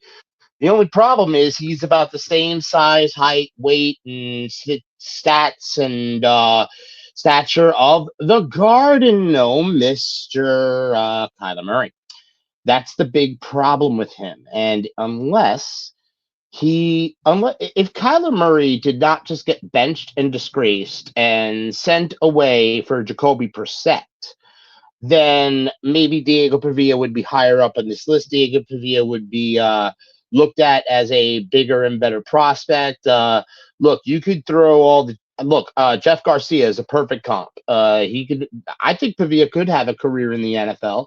He could shock some people. I think, like I said, Jeff Garcia, Alex Smith are both good comps for him because Pavia's smart. Pavia could spin the football. Pavia could run. Pavia could move. Pavia could get the ball out of the pocket. He could avoid pressure, but the big problem is his size, weight, and he's not tall enough to ride the big boy rides. That's the problem. Yeah, he's a gamer though, and I love, that grittiness. It's Jeff Garcia-esque that I see from him. That's what I was saying. I couldn't really hear. Okay, yeah, that's what I see from him. And you mentioned the Kyler Murray thing. And Kyler Murray has had a fine career, not great for number 1 overall pick, but isn't it just hilarious that Kyler was like the unanimous, like no one was debating who was a number 1 overall pick, and the guy he's a shrimp, like, and he has the clear work ethic issues. Now I know that's come to light more recently than it was in college, because in college, Johnny Manziel skated by without that being an issue, and we all afterwards, we all knew it, but his agent hit it, and you don't need to really put in the work in college. You're a better athlete, you're a better player than all these guys. It's just funny. It's just funny that Kyler Murray was just such a unanimous number 1 pick at that size. And I mean, because Kyler at that is an point, elite athlete, right? There's a reason he was drafted in baseball, and he is an elite athlete. Same with Russell Wilson. These guys are all-time, hand-eye coordination, quick twitch, speed, and Kyler has he had a rocket of an arm. We'll see if he still has one with the Vikings. I hope he does. Remember, Kyler Murray was the Anthony Richardson / Taylon Green of his generation. So when he came out, way smaller. Yep.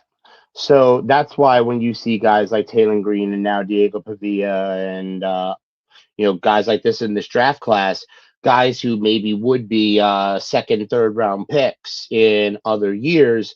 Now Taylon Green's going to be a 4th round pick, and Diego Pavia is going to be 6th round pick if he even gets drafted, 7th round pick if he even gets drafted at all. Mainly because of the fact that his size and his. Everybody's just looking at numbers. That I absolutely love for multiple different reasons. Again, weak quarterback class, but it's one of those where I think that there's some gems that can be found for a couple different reasons. Cole Payton's a guy I want to highlight out of North Dakota State. Got a little Tim Tebow to his game. He is 6'3", 232, and this dude, if it wasn't for Taylon Green, he would have blown up the combine. We'd be talking about him. And Taylon Green is a little bit. He's been talked about more in the past, but this guy came out of nowhere. But 232, he's got 80 percentile hands, really long span. 90, he ran a 4.56 at that weight, 94 percentile on the 40. His 10-yard was 1.57, 93 percentile, 40-inch vertical, and literally the same broad jump, almost the same broad jump as Taylon Green. But he is huge. This guy is built. And worst case scenario, I think he has the Taysom Hill factor. If a team wants to get creative, maybe the Saints say, let's get Taysom Hill 2.0. I see Taysom Hill and Tim Tebow with a little bit more arm talent than Tim Tebow. Less college experience. But you're talking about a 6th round pick possibly, and a guy that could play special teams right away. And that's what Taysom Hill was, right? He was a guy that just earned his little role, and then Sean Payton loved him and maybe used him too much, maybe. But you can't go wrong with these guys that are going to come in, put their fucking hard hat on, and just fucking play. It can be your backup quarterback, can be in your gadget player. Maybe you convert him to tight end. Maybe he works at quarterback if you have the right system. I mean, if the Ravens, something like that. Man, this kid, the measurables are for real. The film isn't terrible. It's not great, but I've seen worse film from a guy with this type of measurables. I don't know if you watch this film, but I didn't get a chance to get to Cole Payton.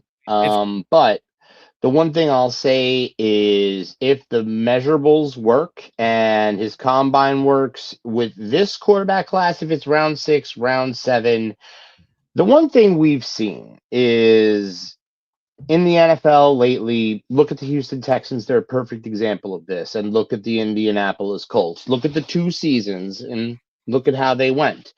The Texans had a capable backup in Davis Mills, who, in my opinion, actually might have given you better play than C.J. Stroud gave you. And then you had the Colts, who, while Phillip Rivers did give you decent backup play, gave you nowhere near the level of play that Daniel Jones was giving you at the time.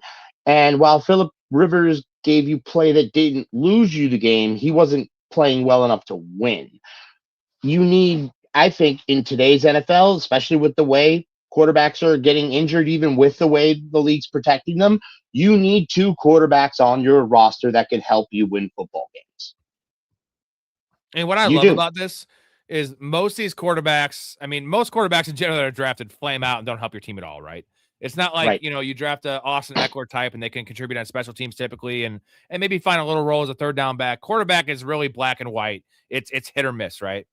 It's rare to find a guy like this that could carve out a role, maybe move positions, maybe just be a special teams guy, maybe have the Taysom Hill thing. Like, that is not a bad pick because there's other avenues that this could work where, your other guys that go in the 6th round, they are just such wasted picks. They flame out. So there's a reason they're 6th round quarterbacks, right? Whether it's they're too old or they don't have the measurables or they don't have the mental fortitude. This is against the grain pick that I feel like you could do much worse than in the 6th round. This is punter territory, dude. Yep, unless you're the Bears, you take punters in the 2nd round. Yeah, well, there you go. But New England when Belichick ran them and you took the kicker out of Holy Cross and ran one.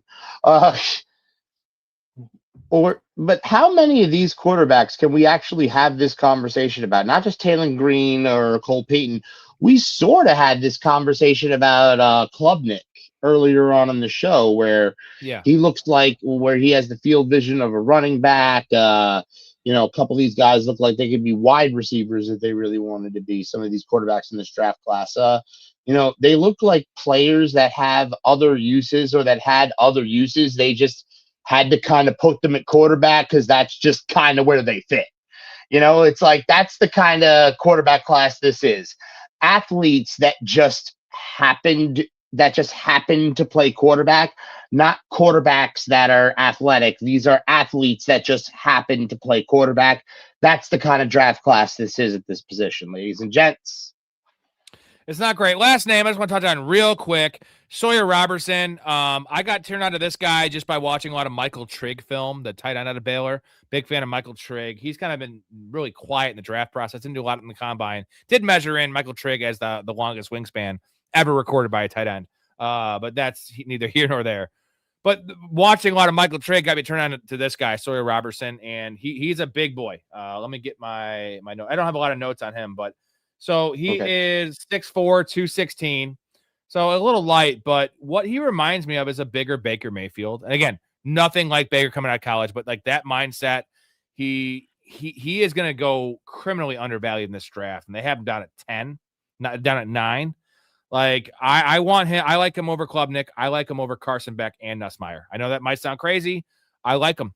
He's not going to get the opportunity. I'm sure he's going to be a 5th or 6th round pick, but the dude's a gamer. And that's the one word I'll use. I know that's like saying guy's a dog. Storey hates when I say that because it's just not a tangible thing to say, but this dude has the arm strength. He's just a gutty player. And I would keep an eye out for him.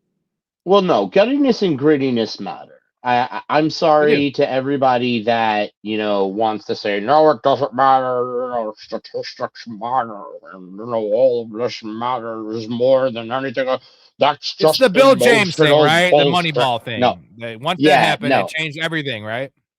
Yeah, but here's the thing. The only reason Moneyball worked is because they ended up playing like a team, because they had a coach that reminded them all, hey, everybody thinks you're shit.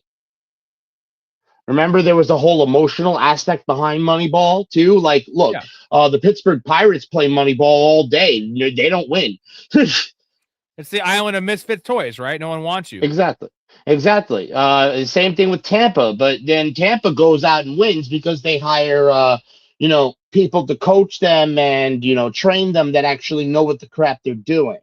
You see, there's ways of going about doing things. Like, we could apply one specific set of criteria to something, and you can't just say, oh, it applies to everything this way because we apply it to one thing this way, and that's the way it works for everything. No, emotions matter in sports, and being a gamer matters, which is why I like Carson Beck and why I put him at 3, despite the fact that he has those synapses in his brain that don't fire off properly here and there.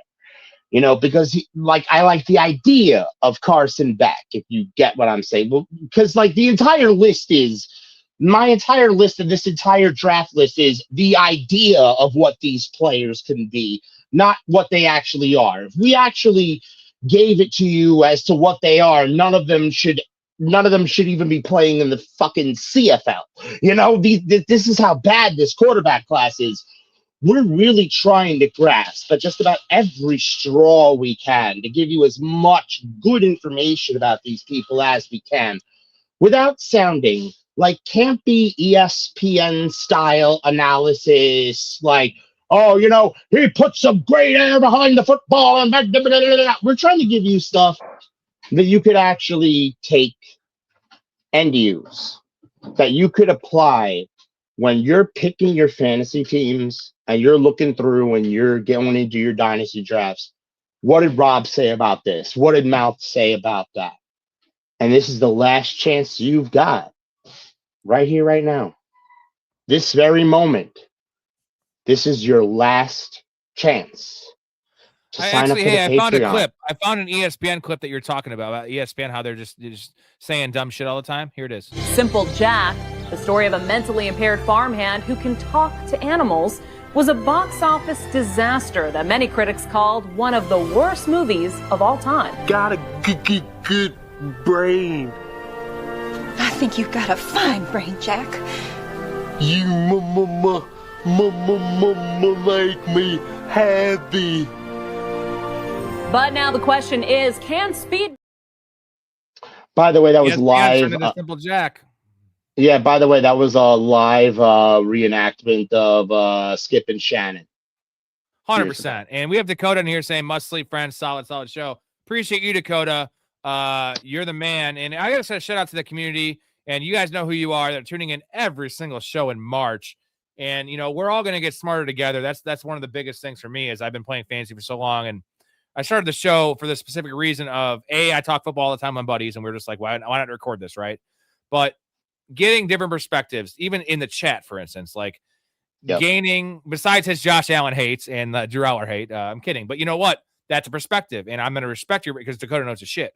And like, we can all learn and get better together where ESPN is so like, I see some of these shows where it's like, give me your top 5 guys you like in the draft. And it's like, a guy comes out, I like Mendoza, I like Ty Simpson, I like Jeremiah Love, I like Carnell Tate, and I like Kenyon Sadiq. I'm like, so you like all the top guys? Like those are the guys you want to talk about? Come on, man. We're going to give you deep cuts. Like Sawyer Robertson, right? Cole Payton. Like we're going to talk about the guys because everyone knows the top guys. That's beating it on every short and every show. Like also, we don't know. You know, again, a quote from Moneyball, like, we don't have a crystal ball. We don't know. No, we don't. Like, also, situation matters. We don't even know where these guys are going. We're going to talk about the prospects, the profiles, and the outcomes, and some of these other things. And that's what I appreciate about the show, the chat, you as well, Mouth. It was a really good show. And again, we made this. It's a really bad quarterback class, like we mentioned.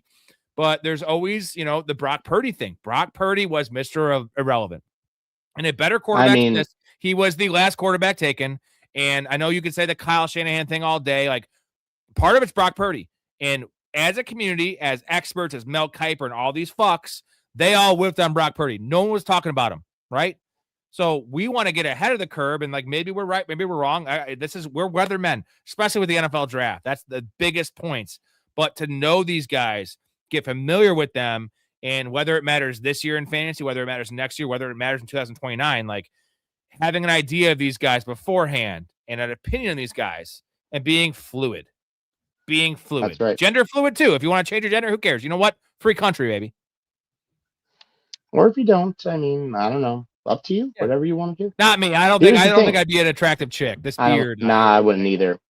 Look, the hair works. The rest of me, no, definitely wouldn't. I mean, Big Ray's definitely got the breasts for it, but other than that, no, I don't think he'd look like a good chick. Actually, don't you have a picture of Ray as a chick? I do. I took it off because I ran out of room. Damn it! That would have been perfect. I know. Anyway. He showed up to one of our fantasy drafts. I have this one, but he showed up to one of the fantasy drafts like in drag with makeup and shit. It was great. Shout outs to Big Ray the Don. Big Ray, meat sweats.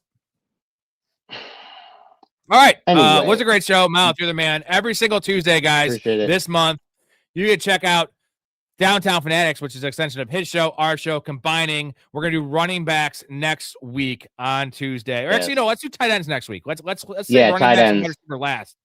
We'll do tight end deep dive. And then also, again, check out Downtown Sports Boys. They're on YouTube now, as well as every single other platform. Links in the description. If you're in the Discord, we're going to send out the link every single Tuesday. It's Tuesday night or Wednesday morning. Give them a sub, give them a follow, and give them a listen, because if you're into other sports as well, they're going to cover literally NFL, MLB, NBA, maybe a little bit of hockey, some other current events. And then once NFL comes, they're going to dive deep in NFL, a little bit more real life than fantasy, which is, you watch this show for the fantasy takes. Watch that for the X's and O's. You learn a lot. It's once a week, guys. It's 2 hours, and they're packing in so much in this 2 hours. I'm jealous because it takes me 20 hours to pack in as much information, and I'm trying. You're doing it. You're succeeding, bro. And I want to thank you having me on for the month. Downtown Fanatics. We're in here. We're getting it in. But do you know what you need to do out there? This is your last chance. Do not pass it up before the prices go up. Right after we are done with this, the prices are going up. Get into that Patreon right now,